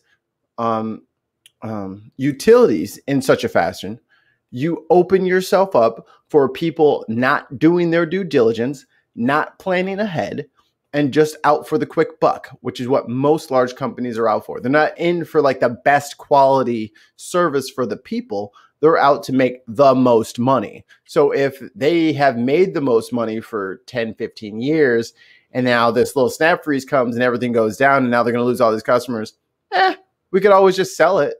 It's all good. We'll just sell it. It doesn't matter. Go ahead, Dutch. Yeah. So the only thing I would say that's a capitalist thing more so than a libertarian thing, because libertarianism predates capitalism. But that's a minor point. It's more of a neoconservative libertarian sort of thing. But what I will say is this: for the past 3 weeks, 4 weeks, whatever now, we've been talking about history. The running theme, which I'm hoping is not lost on anyone, especially neo-libertarians, conservatives, you know, these pseudo-capitalists who think that, you know, any social program is bad. The running theme of this is that it is the government who gave land and resources and a railroad, which made it possible for this country to be set up in the way that it is logistically and demographically and population-wise. Now that people like Tim, it is not, I'm not 100% sure, but it's likely that he is a generational beneficiary of some sort of this particular ancient, not ancient, but, you know, older U.S. form of socialism. And now that the rations have all been taken, Tim Boyd. Yeah. Okay. I was like, who now the fuck that is Tim? Now that the rations have been doled out, now it's okay for you to say earn your own shit, because the rations have been doled out already. You've gotten your share of the rations. Right. And now that I have the rations, now I can say earn your own shit. But what you fail to realize is, as I have proven beyond any reasonable doubt throughout these 3 or 4 episodes, is that it is a quasi-socialist mindset of the U.S. government to support westward movement and to support the forming of suburbs and the support corporate welfare and things of this nature that have been systemically disproportionate in their allocation to Native Americans and blacks mostly, but also to Arabs and to American Indians. I'm sorry, to Arabs and to Asians and Latinos. So there are some whites that are in that group still, but overwhelmingly the rations were doled out. How many people did I say? 1.7 million white people were granted land for free, well, not for free, but for like a $35 registration, you know, under the Headright and Homestead Acts. That ration box is empty. The corporate welfare box the corporate welfare has been doled out for centuries. Yes, JP Morgan bailed out the American government 100 years ago. But since then, it's been the opposite. It is the U.S. government that bails out capitalist companies, usually banks and automakers and railways, when they go bad.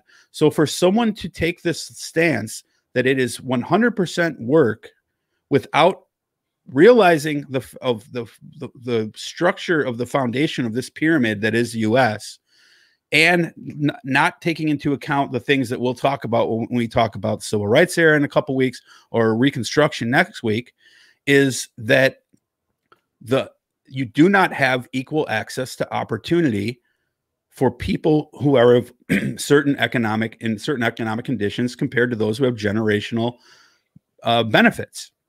It is dishonest. There's a name. Totally dishonest. There's a name for that, Dutch. What do they call it when the rich people help out other rich people at the expense of the poor people? It starts with an O, ends with an archy. An oligarchy. And there we have it. Yeah. And then also, what's that term? I'm forgetting it. Where a parent hands down things to their kids. There's a inheritance. No, not that's the actual thing but there's a term of nepotism. Nepotism. Yes. Thank you. That's what I'm looking for. And thank you for that. And it's true with the McCains. It's true with the Bidens. It's true with the Trumps, almost all these powerful families. I'm sure it's true with the Soros family.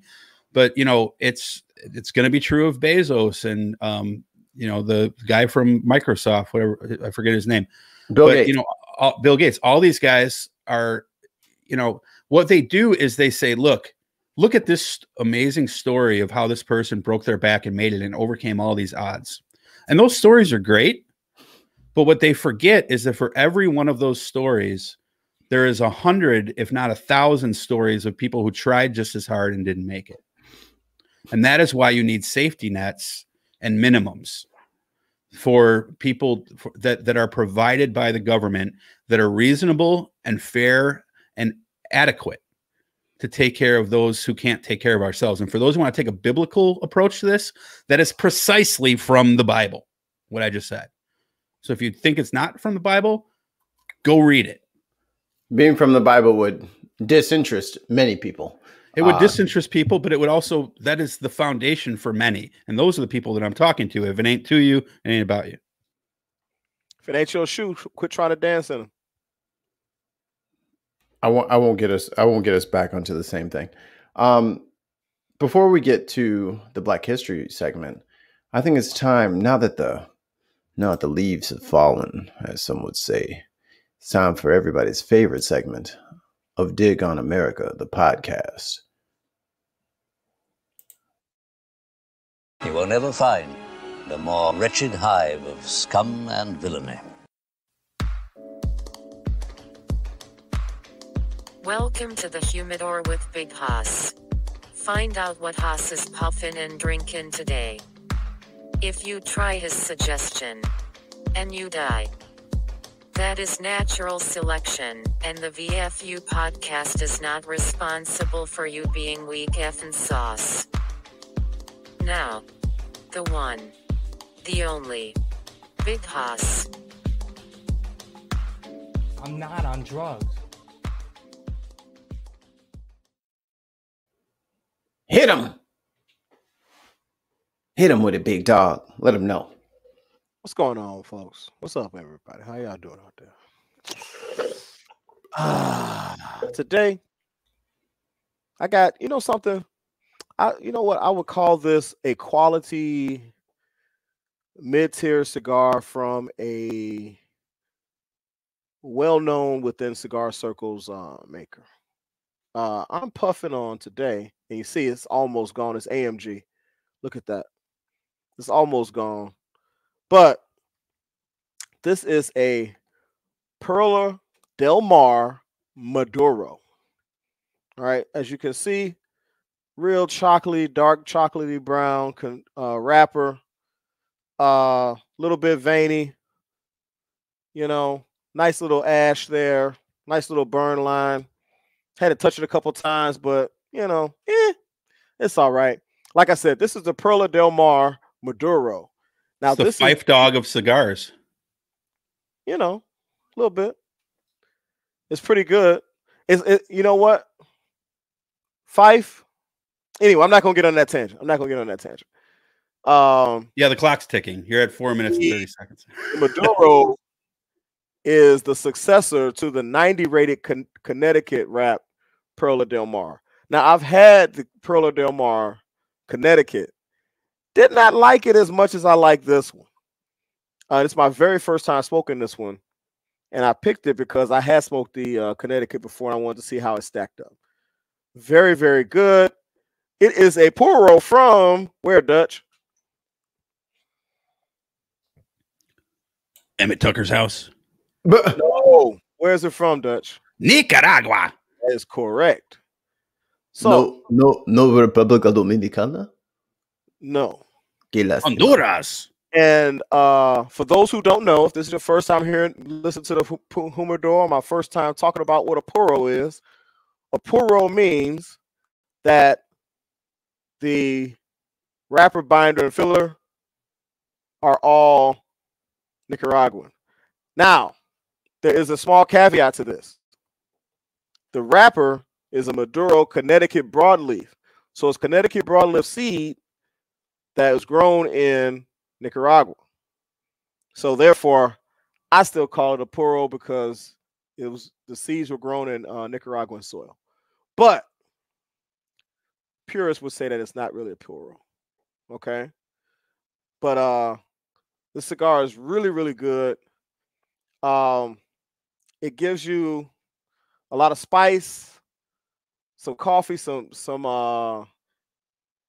little bit like a chocolate, maybe, or like a caramel. But you know something, I might be getting the caramel from the what I have it paired with.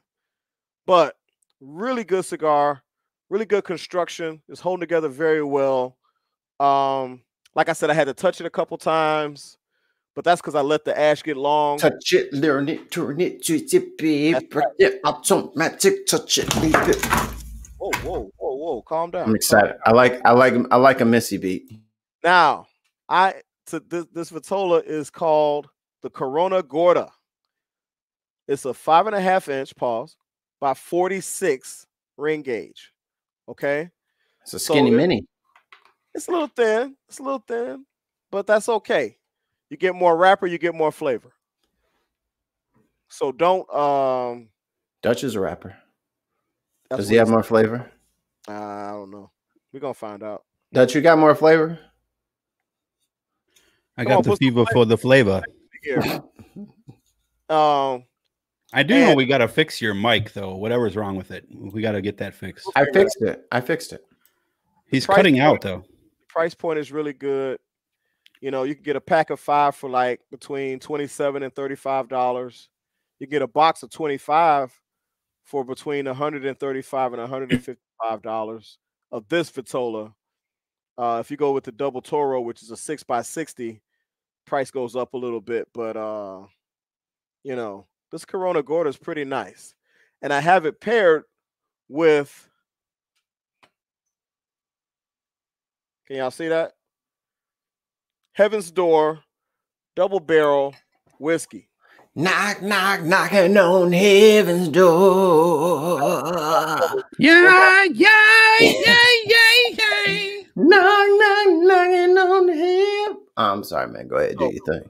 Anyway, if you don't know, now you know. This is Bob Dylan's whiskey blend. Oh, Bobby D. Bobby D. And the great thing about it is it is double barrel. So this is a good cigar. Anyway, this is it's finished in heavily charred American white oak bourbon barrels. So you get the oakiness from it. You know what I mean? A little woodsy on the retrohale. And like I said, you get some caramel from it, some oak, a little bit of citrus. I don't know if I get the citrus, you know, from the whiskey, but and spice. So what I kind of doubled down because you get the woodsy, from the cigar. You get spice from the cigar, and chocolate and caramel are almost in the same family a little bit. So I think that they're playing off of each other on my tongue. Pause. But sir. Yes, I saw you have a. Yes, I have a question. Last week I mentioned that I'm becoming a sommelier. I've been studying various different wines, Yes. and whiskey has been one of my. From what I understand, don't they use flamethrowers to char the inside of those barrels before they put the liquid inside? Sometimes, and sometimes it's more. You burn it up on the inside. You know, you put an accelerant in there. Well, not necessarily an accelerant because you want it to stay as natural as possible. And which is why I don't know. I haven't researched into the charring process, but I would imagine that they might not use a flamethrower because of the amount of accelerant and gas that you're putting into the barrel. I would probably venture to guess that some type of wood is used. They probably use wood of the same make as the barrel. So this is a white oak barrel. They probably had some white oak firewood and burnt it in there like that and to char it. But you know something? Now you just gave me a little something to research. Well, I would be very fascinated to see your cliff notes on the subject. Oh yeah. I'm also a flamethrower enthusiast. If you can't figure that out. I just hope that you ain't shooting flames organically, because then you can go to the doctor and get that checked out. Well, I mean, that's not really your business. I'm a student. You're a teacher. You shouldn't be asking me about where my flames are coming from. Yeah, if you burn, you might want to go to the doctor. But they call me old claptrap. This is a mild to medium cigar, but when paired with the bourbon I chose today, the whiskey I chose today, it really leaned more towards the medium side than mild to medium. It leaned more towards that medium side, and I think I attribute that to the strength of the whiskey here, because this is 100 proof. Oof. Yeah, dude. Good night. Good night. Yeah, I still got like a shot and a half to finish. So I'm gonna have to down that before I go upstairs. That spells trouble for the wife. But anyway, great cigar. I give it a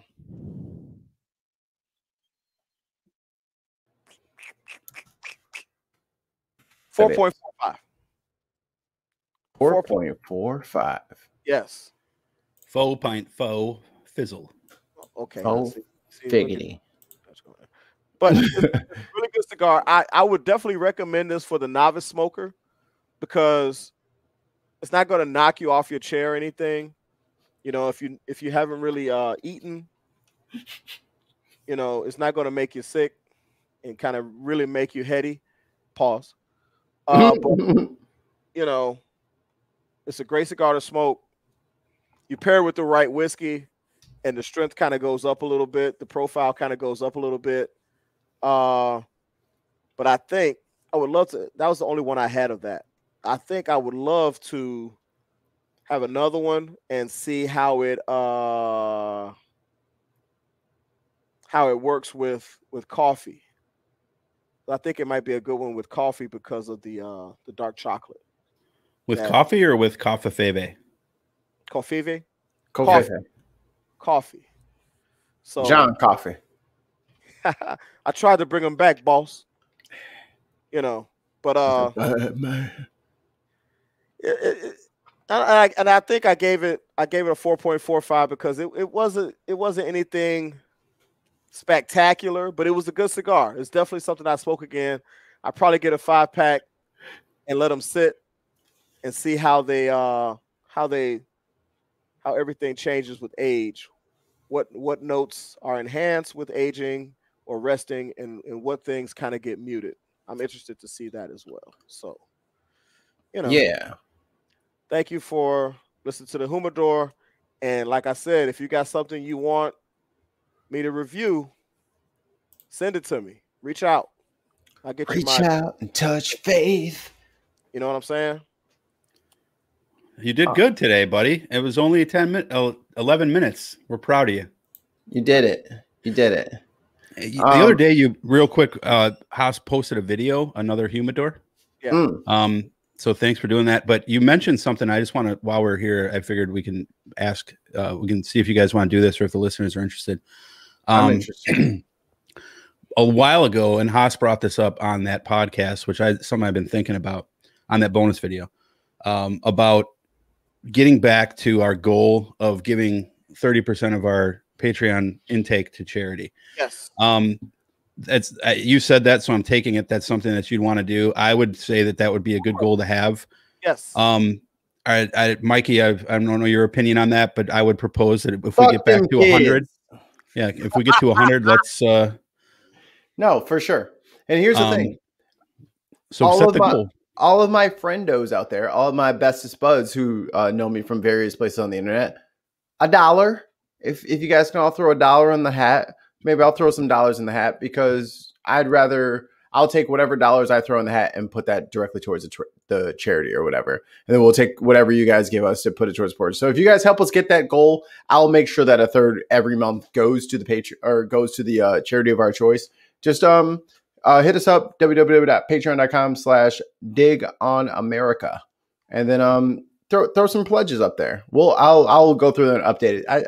It's looking a little dated, my friend. Yeah, I have to do the Patreon, but we'll even let you guys pick what charity. Last time we did Wounded Warrior and Doctors Without Borders, which I think are two good ones. But we also have anything that you guys are open to. Get us to 100, and we'll give $35 of that every month to charity. So for sure, because I'm already balling. I don't need money. Baller, shot caller, 20 blades. Don't you see my backyard? It's Wakandan Falls.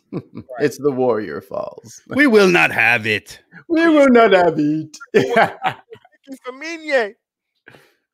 Dude, a part of me when I watched that movie really, and I have a tangent that I want to get us on, really wanted Wakanda to be real, because I would have so loved to visit there.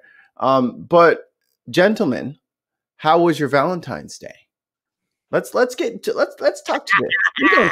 We're gonna talk to the ladies. Oh, Valentine's Day. Let's talk to the ladies in the audience. Hey, ladies, welcome to the romance hour. And now Jack Off Hour with DJ Easy. Yuck. Yuck. So Dutch, what did you do for your betrothed on this fair Valentine Day? We had our Valentine's Day on the 13th, because on the 14th I had to be out of town. So which I did on Valentine's the 13th. Melissa made an amazing like a vegetable medley with mushrooms and zucchinis and I think some corn. It was just amazing. Like the flavor was just blown off the table.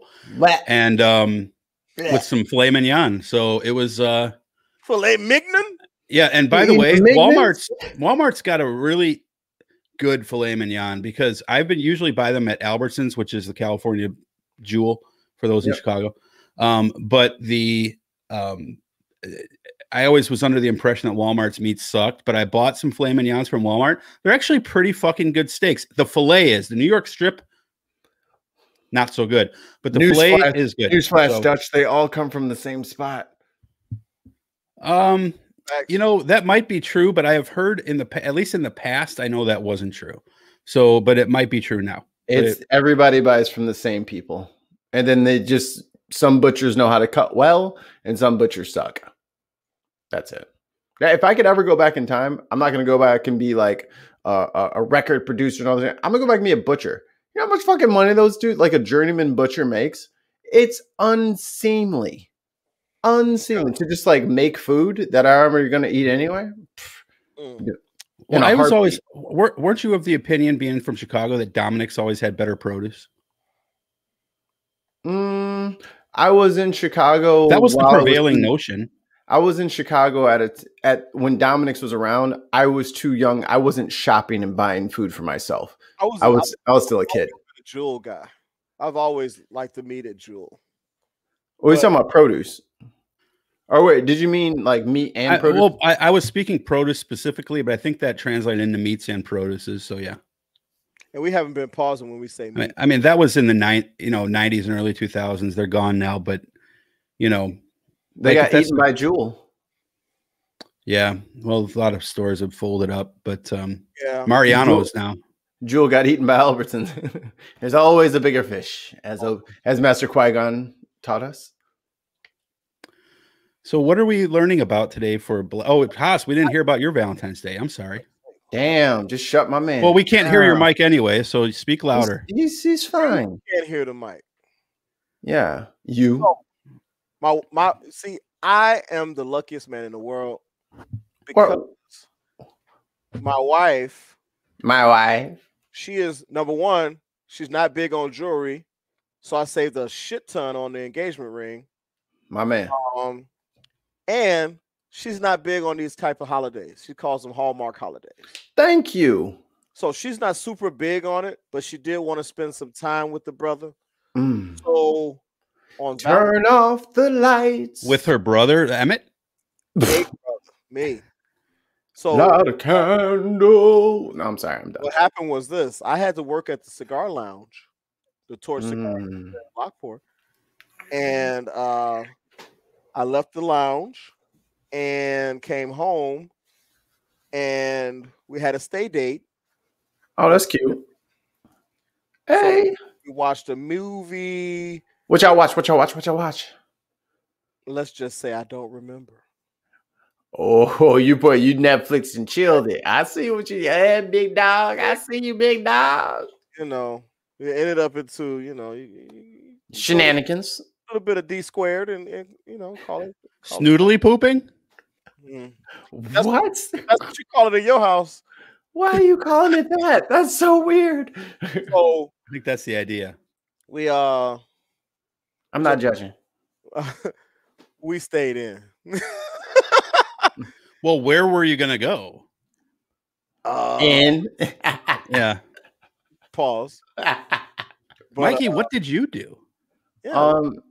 I am also very lucky that I have had to convert my lady, my fiance, into I don't do holidays, any of them, because you a Jehovah's Witness.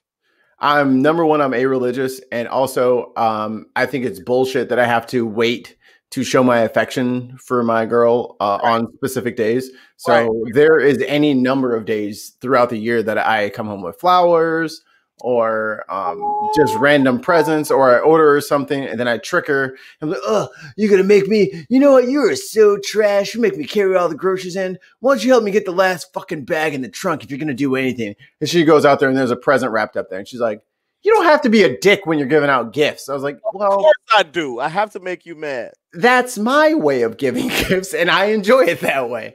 So I do. That's like calling your wife and saying, "Hey, I got to work late. I'm not gonna be home for another couple hours," and you're right around the corner. Yeah, it's a lie, but it's a benign lie. And she has to cancel the call to the mailman. And then you see homeboy, you see a pickup truck backing out of your driveway. It's going down the opposite way. You better make sure Ramon is gone. The pool boy just happened to come late that night. Right. Pause. Miguel or Fernando, probably. So Fernando's be stay getting in there. But that's kind of how that's how our dynamic works. So we didn't do too much on Valentine's Day. Right. Last weekend we spent we spent all Sunday together and we watched The Outsiders, which she had never seen. She had never seen that? Really? If I started a list of all the movies she hasn't seen, y'all would disown me as a friend. Exactly like my wife. Well, we were going to do that anyway. I figured. I've read the book like maybe 10 times. I love the book. I've never seen the movie. It's good. It's good, and it was one of those very first star-studded casts, and everybody crushes it. Everybody absolutely crushes it. It's a great movie. Okay, great. Because Ralph Macchio. Yep. Patrick Swayze. Patrick Swayze. Tom Cruise. That movie. Matt Dillon. Emilio Estevez. It's a smash. It's just a great movie. So then after that, I was like, well, man, Tom Cruise, listen, he looks young, almost like he was in A Few Good Men. Tom Cruise is in that movie? Yeah. Does he have a running scene? Nope. Tom Cruise. No, this was his first movie. Every movie. It's like Wesley Snipes used to always have a fucking scene in his movies. Yeah. Show off the glutes. And Will Ferrell always sings a song. That is true. I'm surprised he doesn't play drums and everything. But then after that, I brought up Tom Cruise and I was like, well, you saw A Few Good Men, right? Oh, no. Like, no. Top Gun? So we watched A Few Good Men. A Few Good Men. You can't handle the truth. It's a great movie. You want me on that line. You need me on that line. And speaking of shows, you got to check out the show called Industry on HBO. That shit was phenomenal. I'm gonna bite the bullet and pay the $15 to get the HBO because number one, I need to watch Game of Thrones again. I'm jonesing. Yeah. I gotta read new Game of Thrones. Yeah, there's a new series coming out. It's a prequel, and Snyder Cut releases on the 19th. Isn't it the House of Targaryen? The Game of Thrones prequel about Targaryen? I thought it was gonna be like King Bob and Homeboy, Ned Stark, when they were like young or whatever. They canceled that one. It's a different one. Ah, damn. Targaryens because Mother of Dragons was so popular. Well, that's cool. So then I'm definitely going to have to give them $15 a month for a few months just so I can get in on that. So yeah, so we watched movies last weekend because we didn't have all the time in the world, but I love you, baby. Hey, you know something, dude? You know something? You live right down the street. Y'all can always come through. We can double date and watch shows here too, because I get a bunch of stuff free. House is that what? That's what it's going to be called. Yeah. Nice. When does it come out? Do they know yet? 2022. Oh well, shit! I ain't finna keep the shit for fucking a year and a half. I don't know. But I'm about to say if they trying to do that shit, it might come out in the summer or something. If they're trying to do that shit forever from now, they can just. I'll hold on to the $15 after I watch Game of Thrones original. Well, the Snyder Cut though, I think is going to be a big thing. I do want to see that. I'm very much looking forward to what they do with it, and if they change, just to say this brief thing, if they change the stupidity of how it was the Justice League that raised Superman, like what happened in the comic, kind of, and what they should do is if they have Steppenwolf be the one who raises Superman, he comes back. No, Superman. Steppenwolf raises, the band Steppenwolf gets together, plays a riff, and Superman comes back to life with a beard. And then, they have a couple of entrance, like big scenes, like where Thor comes in Infinity War through the Rainbow Bridge and like wipes everybody out with Stormbreaker, some scene like that with Green Lantern, who they have the HBO series coming up on for Green Lantern later on this year as well, which is supposed to be cinematic quality. Ooh. So if they put that into it, is he black or white? I believe they're doing Guy Gardner and Jon Stewart. The two different. Yeah, I believe they're doing two. Adam to come out. That's 2022. They're already filming it. That's going to be good. Nice. I saw the trailer, Constance. That's why I definitely had to check it out.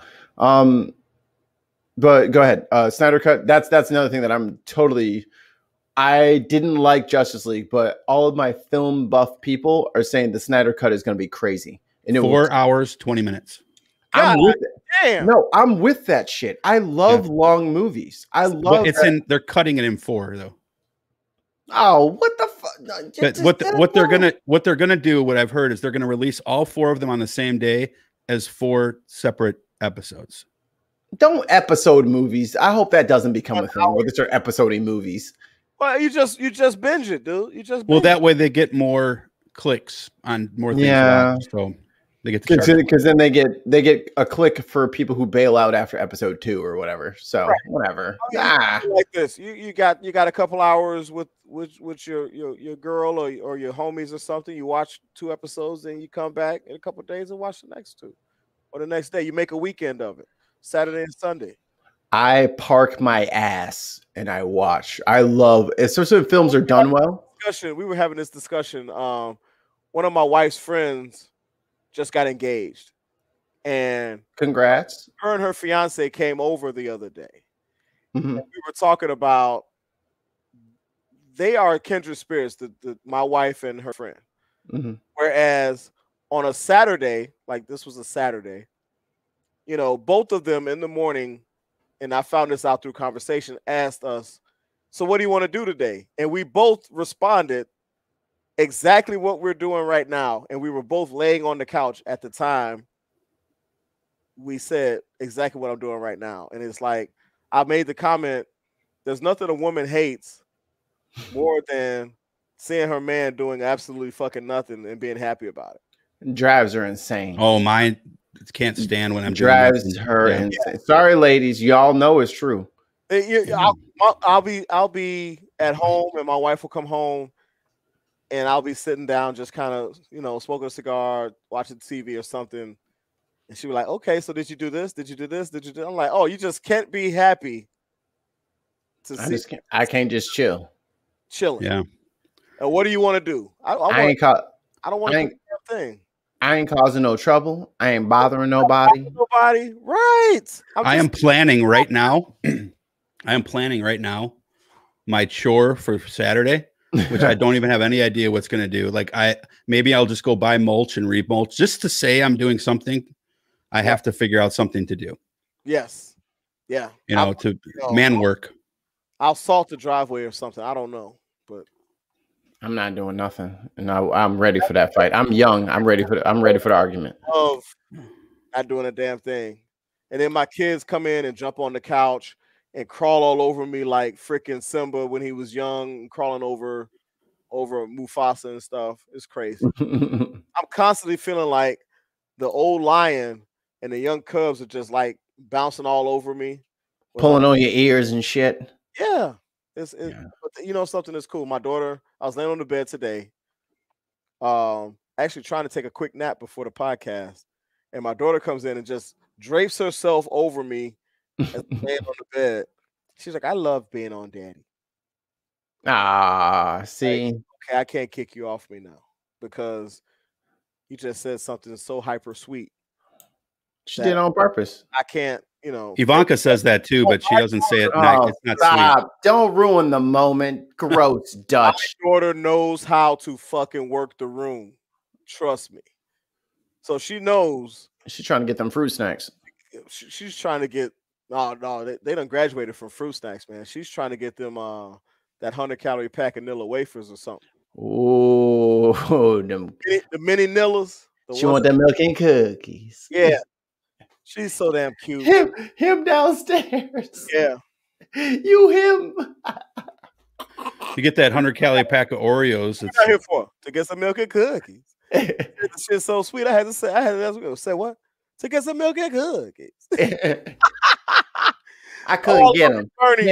I couldn't get him downstairs. Who the fuck is him? Went out to get the shit myself. She looked me up and down like she wanted to do something. I said, "Well, bust a move then."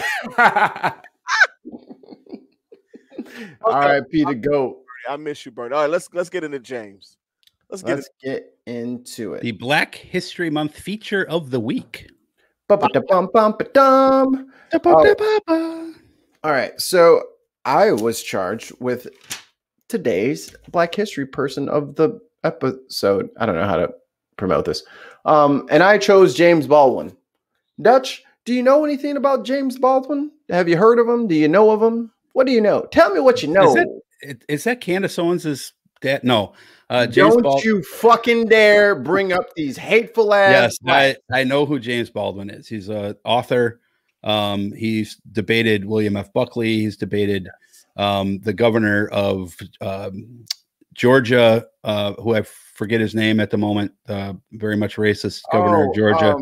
I saw that episode on Dick Cavett's show. Yeah, and Dick Cavett show, by the way, I watched about 20 episodes of that as I was driving. Talked about it, and I just couldn't stop watching it. And they just kept popping up, and I was like, I kept wanting to turn it off to go to watch something else, and they're all good. I finally turned it off when they got to Ralph Nader.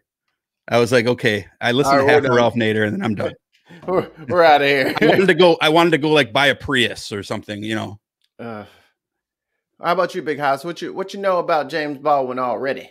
Man, I've watched I Am Not Your Negro. Yes. I've watched tons and tons of his speeches, and I've watched the debate with William F. Buckley maybe 5 times. I watched it 3 times since last week. Mm-hmm. And it's phenomenal. It's phenomenal. He had William F. Buckley stuttering when he started. He couldn't even formulate anything, and the audience was laughing at him because his points were so milquetoast. And the kids in the beginning are actually pretty good too. The two opened. Yes. The kid that argued against the point before William F. Buckley argued against the point was funny. He actually made a better argument than William F. Buckley to me. Yeah, he was funny too. Yes. He was like, I was like, this dude is totally wrong, but I like him. And I'm for everybody who isn't in the visual audience, I have just posted a link to that debate. If you guys don't know what it is, it's you can search it on YouTube. It's James Baldwin versus William F. Buckley, a legendary debate from 1965. And they did this at the Cambridge Hall in Cambridge Union in the UK in 1965. Amazing. And I would have preferred it be an actual debate though, instead of he talks first and then he talks second. I would have enjoyed it more if it was a debate. That is a debate. The way that we perceive debates now is people with like 2-minute rounds or just arguing back and forth. That's not the traditional. That's an Americanized debate. It's like especially in the UK, it is. And now we will have the gentleman from Chicagoland talk about his position for, or he will explain his position for the proposition. Yes. And then missionary. And then they will have Dutch come on, and now we'll have the gentleman from California who is against the proposition, and they would do that, and then people would vote. And QRA, if you guys aren't big on the QRA podcast, and their no, go ahead, keep talking. I'm just putting up the binder. Oh, okay. I was like, is that am I in trouble? That's they have a YouTube channel where they have like modern debates, but in that classical format where there is everyone votes on what their position is before. They listen to the for, they listen to the against. There's a rebuttal for, a rebuttal against, and that is it. You don't get to enter. There's no questions from the audience. There's no back and forth. And it lets people get their thoughts out freely. And then the people vote at the end, and then whoever had the biggest shift in votes wins. That's how you win the debate, and that's the classical format of debating. Like we're used to just like going back and forth with each other, but that's just not how it is. But the topic for that debate was: has the American dream been achieved at the expense of the American Negro? And I put that question to both of you gentlemen. So. Haas is for and Dutch is against. Who's okay? Well, what do you think? That was a joke, but either one of you, what do you think about that question? I would say yes. When you look at, first and last point, it is just so the income gap between Blacks in America and whites in America has steadily widened over the years, right? And actually, I was reading an article they were speaking about how Blacks is actually regressing, and that at a certain point in the 2040s or 2050s, if the systems haven't changed, a lot of Blacks will have a net income or a net asset value of 0. Right. You know, in the next 20 to 30 years. So while others are achieving such economic successes, and you know, I said last week, I think that's what got MLK killed, was when he started talking about the next phase of civil rights, economic empowerment, and they were like, we got to get him out of there. I'm gonna pause you right there. It's interesting that you say that, because if you go onto Wikipedia and you look up James Baldwin, he did not die in America. He died in France. Right. Because at 26 or 7, maybe sooner, he left. Yes. He left America completely. Because he couldn't right. stop. Because he lived in a couple of European countries. Yeah, because Malcolm had died, Martin had died, and here he is saying what he was saying, and he's like, they're gonna kill me. They're gonna shoot me in the head for this, and I gotta go. Like, I want to write my books. I want to speak my piece, but I can't do it here right now because it's not safe. And he left. Right. So I'll answer now. Do me a favor. Read the actual question. Again. Proposition. Yeah. Read as just word for word because I don't have it in front of me. Okay. Has the American dream been achieved at the expense of the American? Okay. The American Negro. So, the only part, since you challenged me with taking the other side, basically, is that the only point that was wisely made, which I would somewhat agree with, was not made by Buckley, was made by the kid who did the introduction, the undergraduate. Yes, and he said something that I think is true.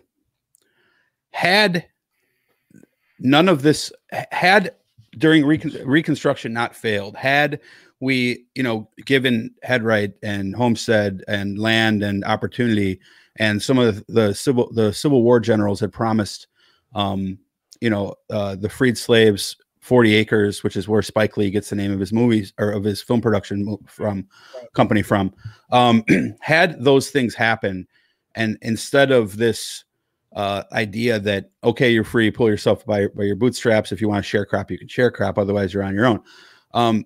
Had it happened the right way, like we did for the Japanese, like we did for some of the Chinese, like we did for the Irish, et cetera, and even to a degree, like we did for the American Indians, though it wasn't even anywhere near enough, but we did give them some. I'm a hip you to some new game here. I'm a hip you to some new game here, Dutch.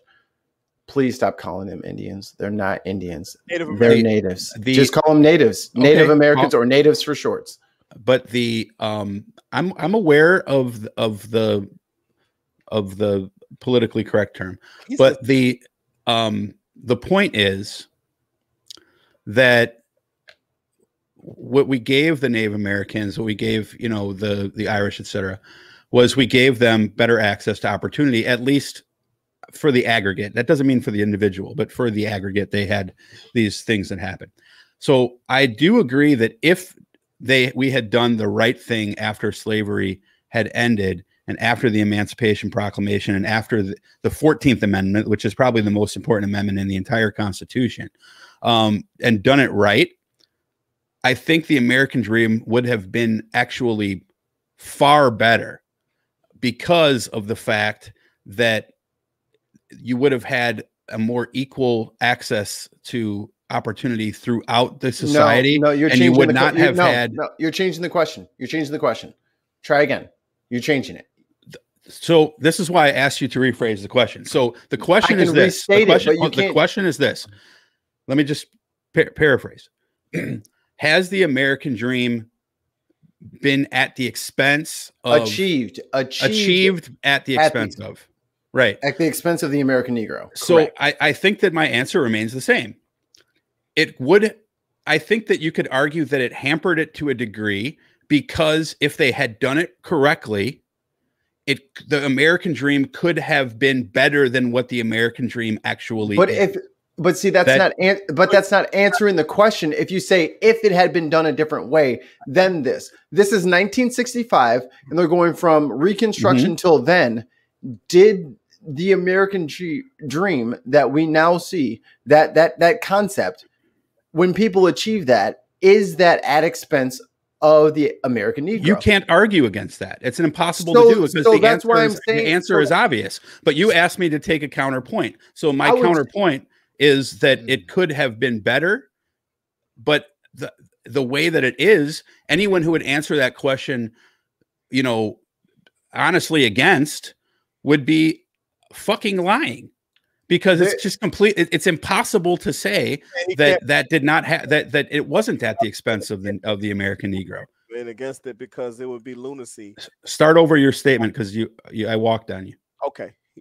You can't make an argument. You're saying that you can't make an argument, a cut and dry argument against that, because to take that point and try to further it would be lunacy, and you can't even allow yourself to mention. You can't. It can't be done, because you can't look at the history of this country and intuitively and honestly make that argument. It's impossible to do. Aha! And this is where William F. Buckley comes in, and he says, "Well, if you look at the average income and wealth for the American Negro, it's far greater than any other Negroes in any other country. We're doing much better than every country. Every country, we're doing better than them when it comes to treating our American Negroes well." Which bullshit. Which is also not answering the question. No. Which had nothing to do with what the question was. Was the OG American dream achieved at the expense of the American Negro? And the answer is an unequivocal yes. When you get 400 years of free labor, you get a massive fucking stimulus shot in the arm to bolster your superpower. Right. No one else on earth has had that. And revolutionized in industrial times. It has never happened. It's never happened, and it never will again. So we're sitting on this throne on the bones of slaves. I just want us all to remember that during this month. And I have a clip here. And this I said, the rations have already been given out. Exactly. You know, exactly. So you can't, the rations begin out in the world as well, because there's really not that much more power to get in the world unless we go to an all world government. But you can't really expect anything to rise, another country to rise out of the ashes, because guess what? We know where everything is in the world now. And I before I play the clip, I got a couple of quotes here. It's 58 minutes, so it's a bit long, not as long as a DOA podcast, but it's 1000% worth the listen. And I challenge everybody, do your due diligence this week, go back and watch that debate. If you listen to this for 3 hours, you can listen to that for 58 minutes. And they're way more eloquent than we are, and there's far less dick jokes. And so this is nobody's perfect. This is James Baldwin speaking here, and he says, "And for the Alabama sheriffs and poor white ladies, their immoral lives have been destroyed by the plague called color." Profound. That's also what Martin Luther King spoke about, because when he was talking about, equality, everybody should be together, and everybody just kind of hand waves over all that, it is detrimental to any social group to have hatred for somebody based on something stupid. Right. Because you don't like them is stupid. Because you think X, Y, and Z about them is stupid. If you have no actual facts about any of this, if there's no real evidence behind any of this, and this is all just based on they look different, that is toxic and poisonous to you as part of the people learning from. So when we see all these crazy Trump people and all these Confederate flag people, that's the danger of letting those people in your life. That's the danger of allowing those people to maintain those ideas and not challenging them in your family. That's the danger, is that it doesn't die off. It just spreads more slowly, but it spreads. And being racist doesn't just hurt brown people, brown and black people, melanated people. It hurts white people. White racists have this cult of pigment in their head where they think they're better than everyone, and that's not good for them. It's not mentally good for them to hate people and to think that they are superior to other people, because it fucks their head up where they don't know how to deal with the real world. I mean, America was very big in 1965. I mean, they were the most populous and everybody. You're a small, like you're a fish in the ocean. You're a larger fish, but you're not the biggest fish anymore. There's billions of people in other countries. We're small potatoes now. And having to deal with this like world neighborhood, this world community, they don't know how to do it. And this is my last point on this, and then I'll play the clip. I have made my name on YouTube by arguing white supremacist and racist. Just the nastiest you can think of. That's how I've cut my teeth. I would say that maybe 30% of those people that I have talked to have ever left their country of origin. Right. Or even gone outside maybe a 50-mile radius of where they live. They don't travel. They don't go somewhere where somebody has to help them understand what's being said. So then when Abuelita goes to the grocery store and she's speaking Spanish to the cashier, you don't automatically flip out when, well, you got to speak English in America. You got to speak Americanese. You're going to be living here. You don't have those sort of reactions when you actually experience somewhere else, when you live somewhere else, when you go somewhere else. You don't treat life so trivially. Dutch, did you want to jump on? No, I'm good. I agree with what you're saying. I think the only thing that, and I've said this many times, and I'll say it again, is that the problem when you're dealing with talking to white people, and this is something I've known for decades, and I probably only in the last 5 years have decided that I've had enough of it and I'm not going to let it fly anymore, is that I think that most of the white people, and this goes for some of the black people who, you know, fall on the right side of the political spectrum, and the Mexicans who fall on the right side of the political spectrum as well, but they buy these Western civilization narratives. Yeah. And they don't, it doesn't register with them. And I want to believe it doesn't register with them honestly, because they don't equate it with racism. And that's why I tell people all the time, white people generally have a different idea of what racist means than a person of color does. They Correct. Think literally it's crazy hooded people dance around a cross in Alabama and maybe and slurs. It has to be a slur to be racist. Or an overt hateful slur, right? You know, like Chinaman is not a slur. It's funny. So, you know, and believe me, I was guilty of saying stuff like that and calling people fags and stuff like that for years. But, you know, because I didn't realize it. And then I realized, hey, you know what? It still slips out once in a while, but you just try to do better the next day. It is what it is. So actually, hold on. Let me stop right there, because that was a very good point. So I was talking to my lady the other night. Do you remember, like, even like early aughts, everyone dropped the F-bomb, everyone dropped the R-bomb, and everything that wasn't cool was gay? I couldn't imagine me talking like that now. And that was like 10 years ago. I couldn't imagine talking like that now. Are you talking about, and I'll use it in the scientific sense, we need to retard this electrical current? Mm-hmm. Okay. Yeah. And I mean, as a father of a kid with autism, it strikes even a little bit closer, because people will say that, or they'll say that it's a, you know, disability or something, which is not necessarily accurate, though it's classified as such in the DSM-5. But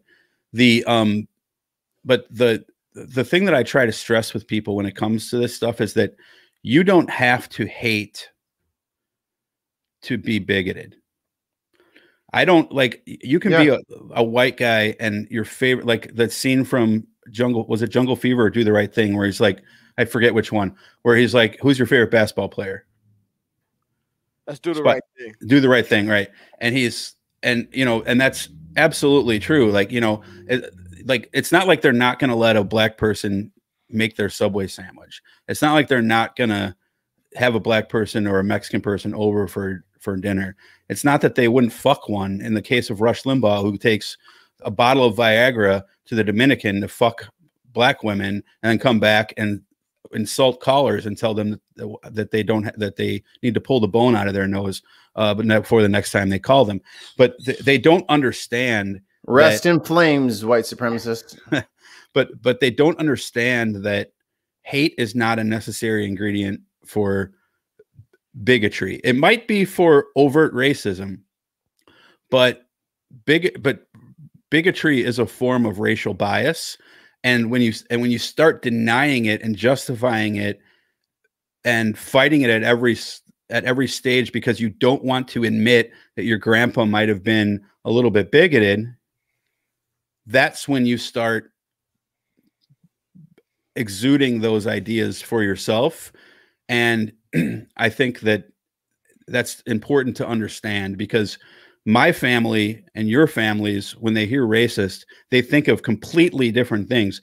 And it's not really my family's fault if you think about it, because the source of that information was the indoctrination that they received from the government and from media and from TV and television and commercials and all that stuff.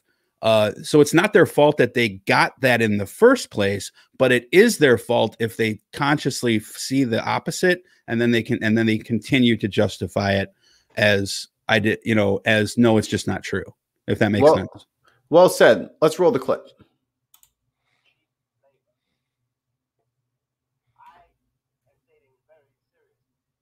Not hearing. Need more volume? Way more.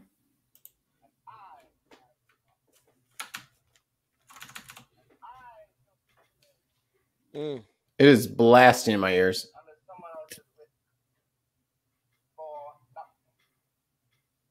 Damn it. Yeah, we're not hearing it. Okay. Let me run it back it's only about a 10-15 minute or 10 or 15 second clip. Let me run it back, try to play it again. Take off your headphones and blast it louder. That sounds terrible.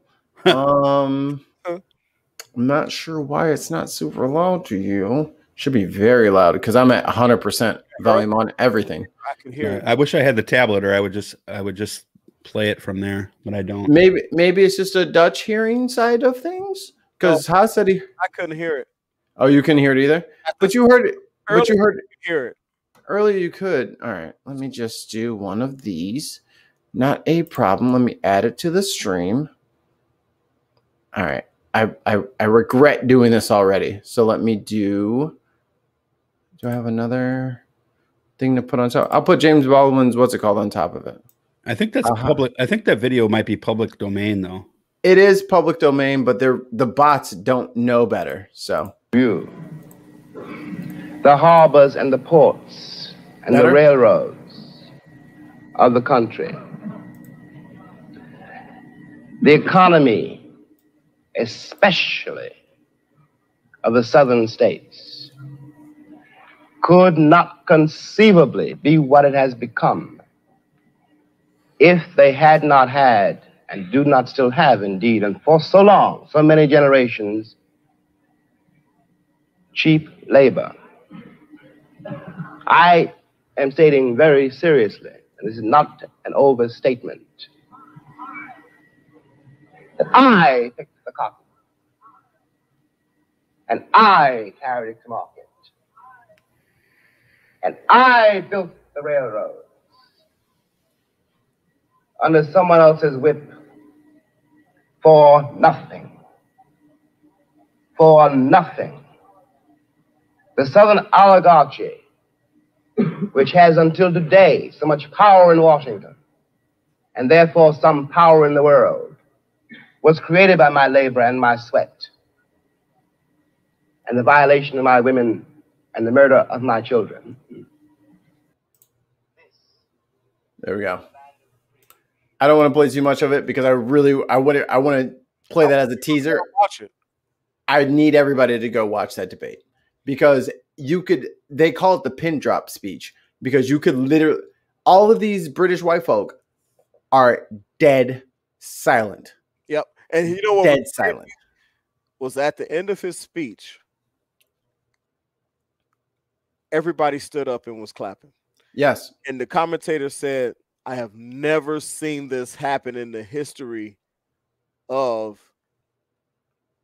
the time that we've been holding these debates. Never has there been a standing ovation. And it was to the point where Buckley was being laughed at during his speech for the bullshit he was saying. Anyway. Real quick, I pulled up another interview that he had done, and this one was with Maya Angelou. No, this one was with Nikki Giovanni. This one was with Nikki Giovanni. That's a great one too. That's about an hour and 15 minutes long or something like that. Yo, I was stuck in the wormhole and I could not get out. Yeah. So this is a few sentences, but I'll try to portray them as meaningful as he did. Yes. You become a collaborator, an accomplice to your own murderers. Because you believe the same thing they do. That it's important to be white. You think it's important to be white. They think it's shameful to be black. And you think it's shameful to be black. Mm-hmm. And and then he went on to say that you've scrubbed your body to be so squeaky clean. You've been cleaner than any white person would ever dream to be on a daily basis. Right.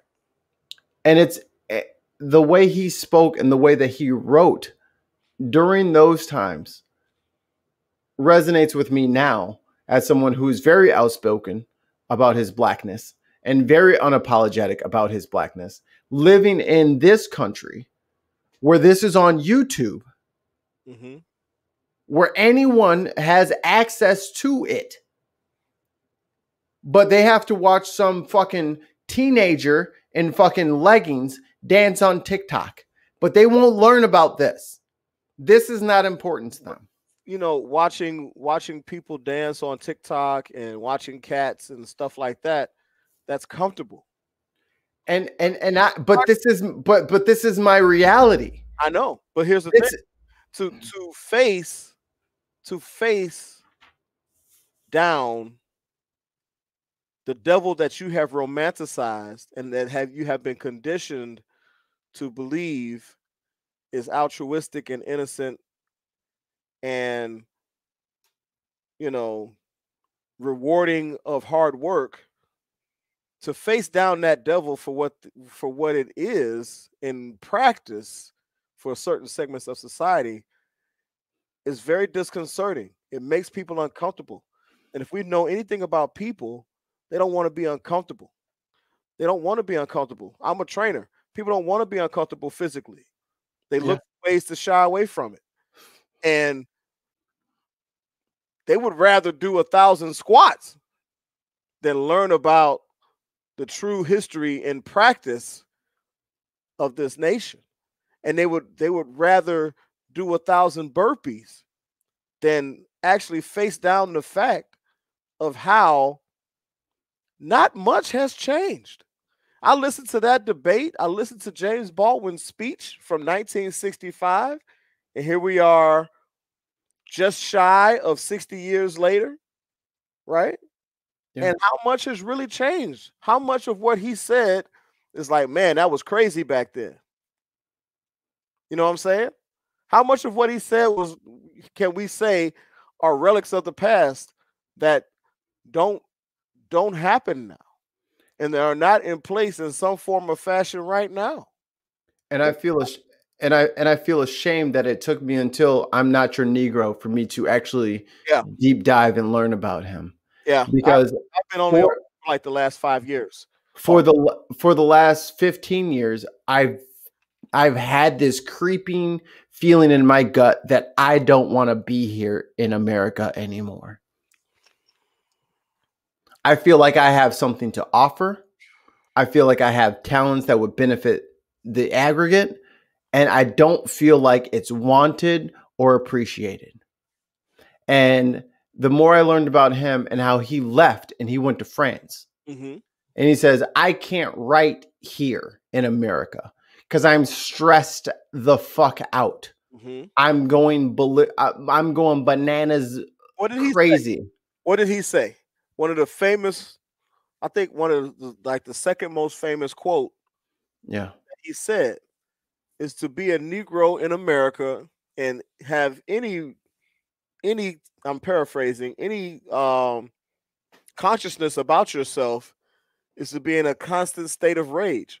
Because if you understand and see what's going on through the systems around you, you know that while everybody else, the majority of this country is jumping 10-inch hurdles, you know that you're jumping 24-inch hurdles strictly because of the melanin content in your skin. And then when I bring it up to people, they tell me, why do you bring race into anything? And hold on 1 second. And as a creative, because I'm a musician and a producer and all that shit, I can't fucking write anything when I'm pissed. Not anything of note. When I'm not in a relaxed creative mood and I'm just constantly furious about how people are being treated and how every time I drive to work, I have to worry about a cop pulling me out of the car and fucking choking me out and murdering me. That is fucking stressful. Right. I can't do my best under these conditions. I am unable. And people don't understand, and people don't correlate that to the predisposition of blacks and other marginalized communities, but blacks especially, to stress-related ailments. You know what I mean? High blood pressure. Well, if you're always worried about your well-being every time you step out your door, and recent events of the last few years have shown that even inside what you would call your domicile is not safe for you. My man got shot in his garage, obviously holding a phone, and the cop still said, I thought it was a gun. Botham John was sitting in his drawers. It was hot. Eating ice cream. Dead. Breonna Taylor, sleep. Oh, who is the one of the first? I forget the guy's name, but I mean, there's been so many. But back in the 90s, there was a guy just sitting on his porch in New York, just sitting on his porch, 16 bullets. Amadou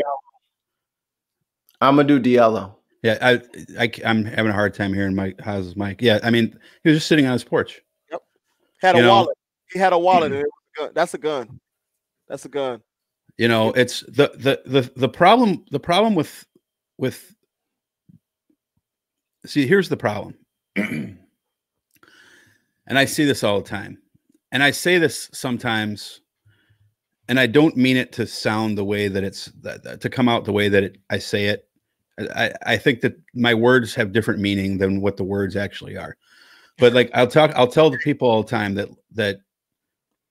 that a lot of white people or well-to-do conservative Hispanics, especially those two groups, it doesn't matter what you say to them, they're not going to listen to you. Right. They're not going to listen to you. They're going to assume that you, and this is the biggest problem, they're going to assume that you're in your position because of your own doing and your own lack of effort and your own. They bought into the myth of meritocracy. So to answer you, Dutch, here's where I stand as me to those people, which I have had many an interaction with.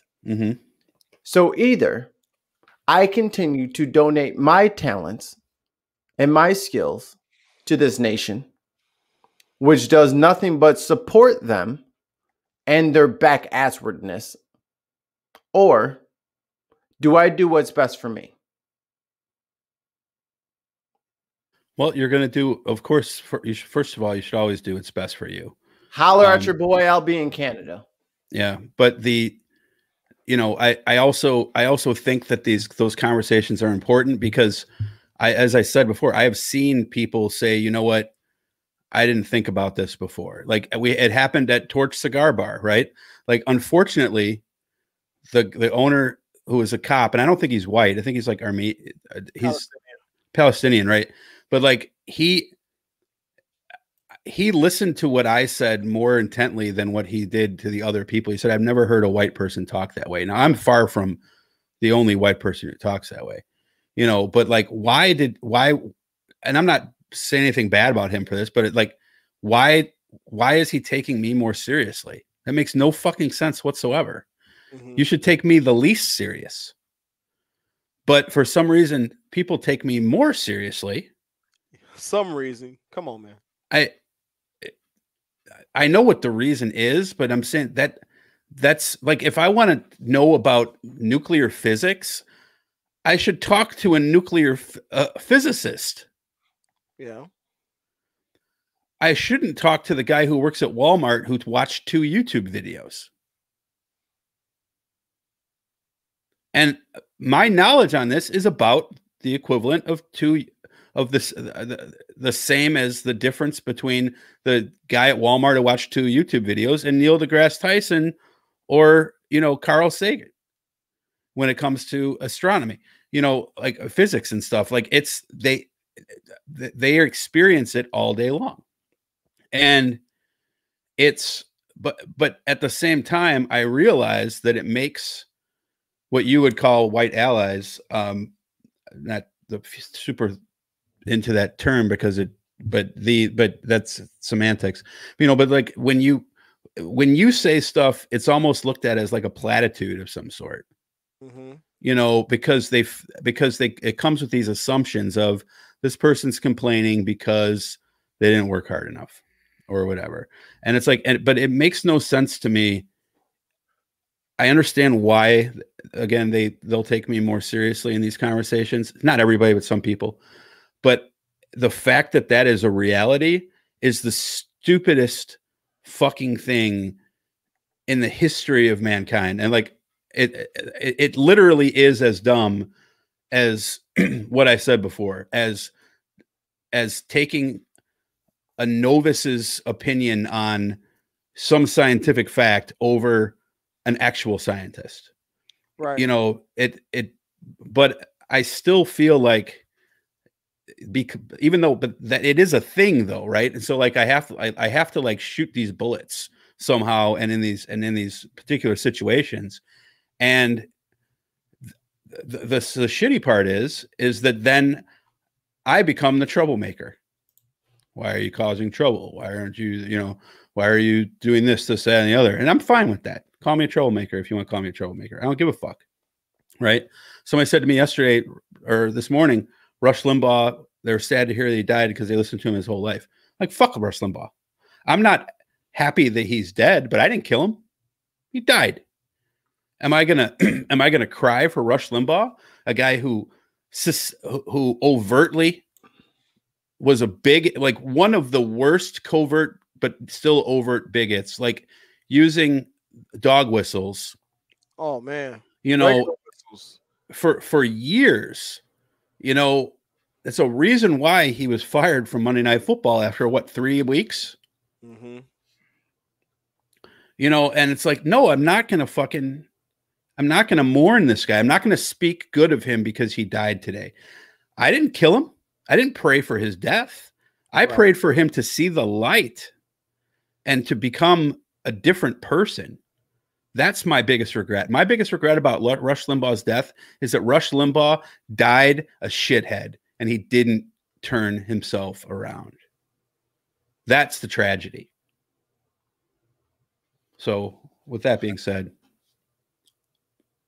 final points. Didn't mean it to be so rage filled, but I've been stewing on this all week, and I've been not talking to people about all the. Why so angry? Why so angry? Black people are so angry. To be a Negro in this country and to be relatively conscious is to be in a rage almost all the time, as James Baldwin once Just be quoted. happy to be in America. You're in the greatest country in the And world. that was William F. Buckley's bullshit. It was like, well, if you look at the Africans in Africa, they're doing much better than that.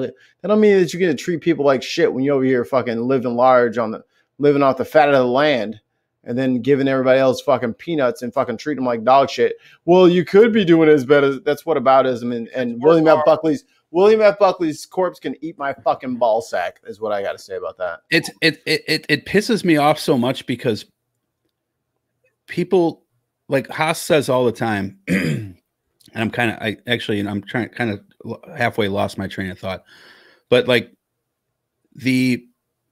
when people say things that are not true, mm-hmm. and you get into this conversation with people, and then but they're just unwilling to back down. It's just, to me, it's just infuriating, because you've got all of these arguments on all this stuff, and again, there's always 1% of truth in those arguments, but the less than 99% disqualifies it as a regular argument, as a realistic argument. So it's like I was going to make a different point, and for some reason it flew out of my melon, so I apologize. I had a really profound point I was going to make. I mean, it was going to be fucking great. Well, let me vamp for you for I'll vamp for you for 2 minutes here. Let me thank everybody who is supporting Dig on America on Patreon. That is Jenna, Shartan, Blake, Bill, the Herfcast, someone named Stevenson, Paul, and the Jock Nerd show. Thank you guys for supporting us and supporting. Did we miss Gordy? Huh? Did we miss Gordy? Is Gordy's name not Gordy on Patreon? Oh, it might be Paul. There you go. I did say Paul. Okay. No, I didn't, because Paul's not on there. Oh, yeah, I did. Paul. I did say Paul. Thank you, Paul. So thank you guys for supporting independent media. It is important. And if you guys get us to that $100 tier, I personally will throw in that last third to make sure that we always get to donate to the charity of the Patreon's choice. And I'll set up a poll or something on our Patreon so you guys can give me like 10 names, and I'll put it up in a poll, and then we can vote on who gets what. Dutch Charities. Yeah, the Trump Foundation, aka Dutch Charities. Right. Trump University. We give all of our Prager. It's a real school. Real thing. Yeah, just like Trump U. Just like Trump U. It was a real school. They really did fuck veterans. Yeah, I'm sure they did. And not in the way that they wanted on shore leave at the XO. Big House, closing words for tonight, my friend? Well, you know something.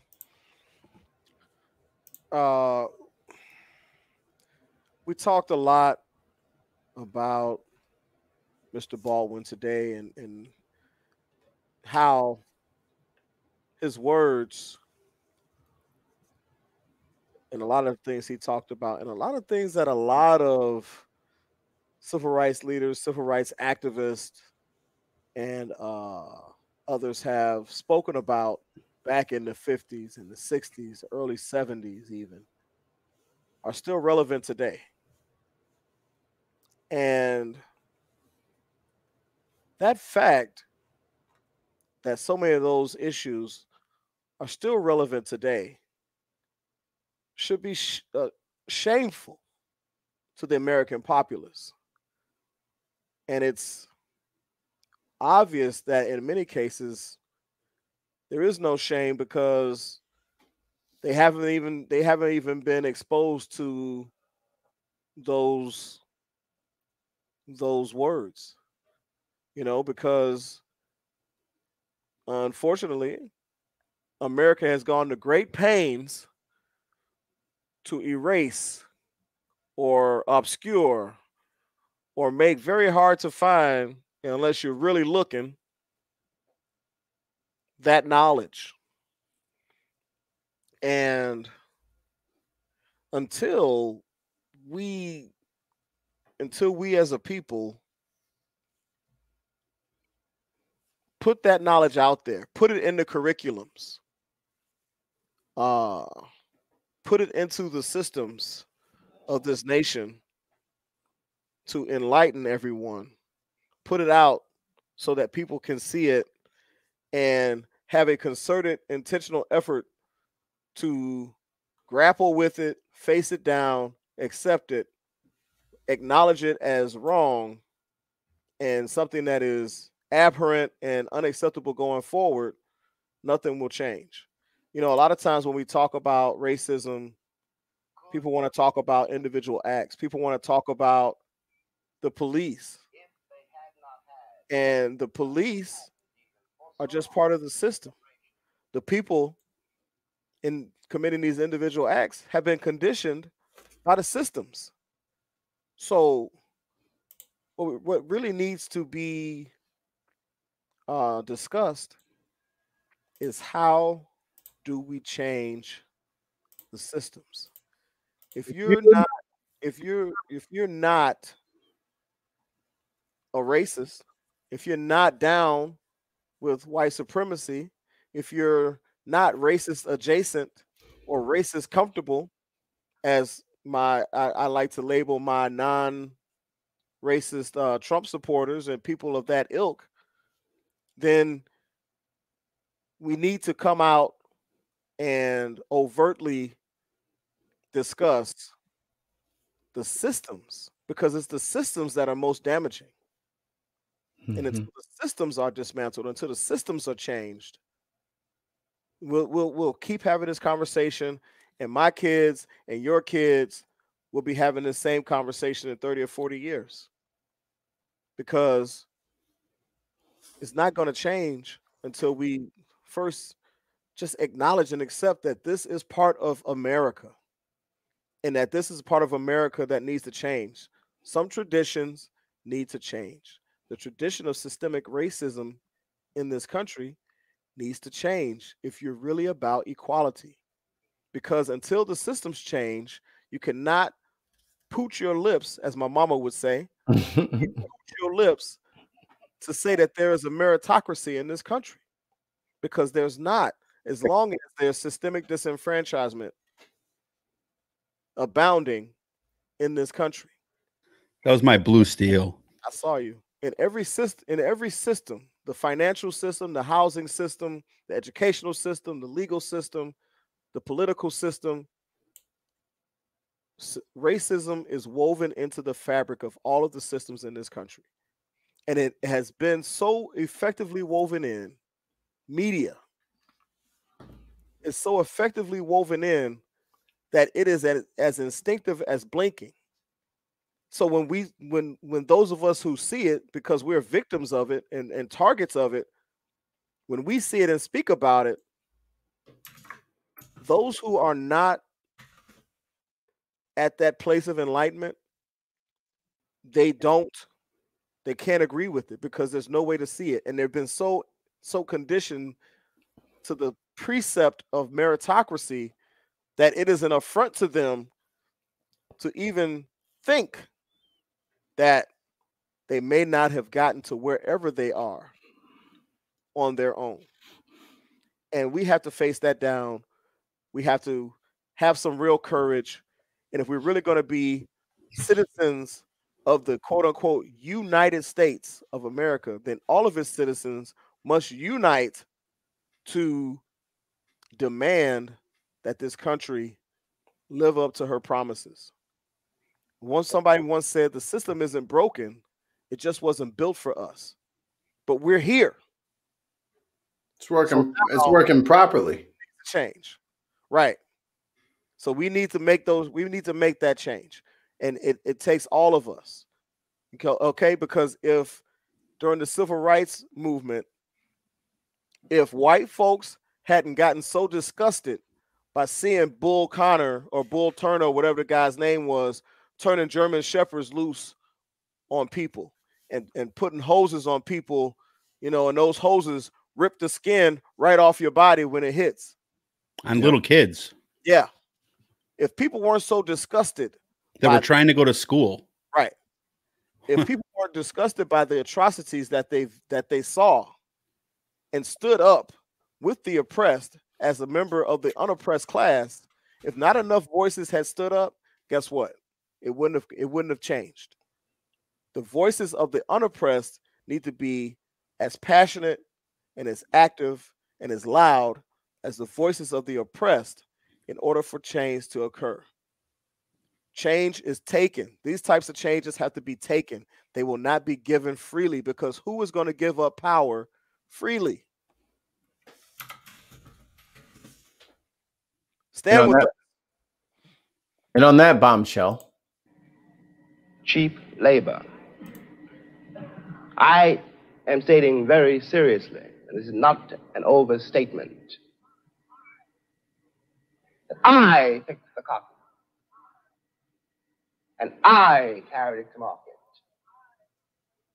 and I built the railroads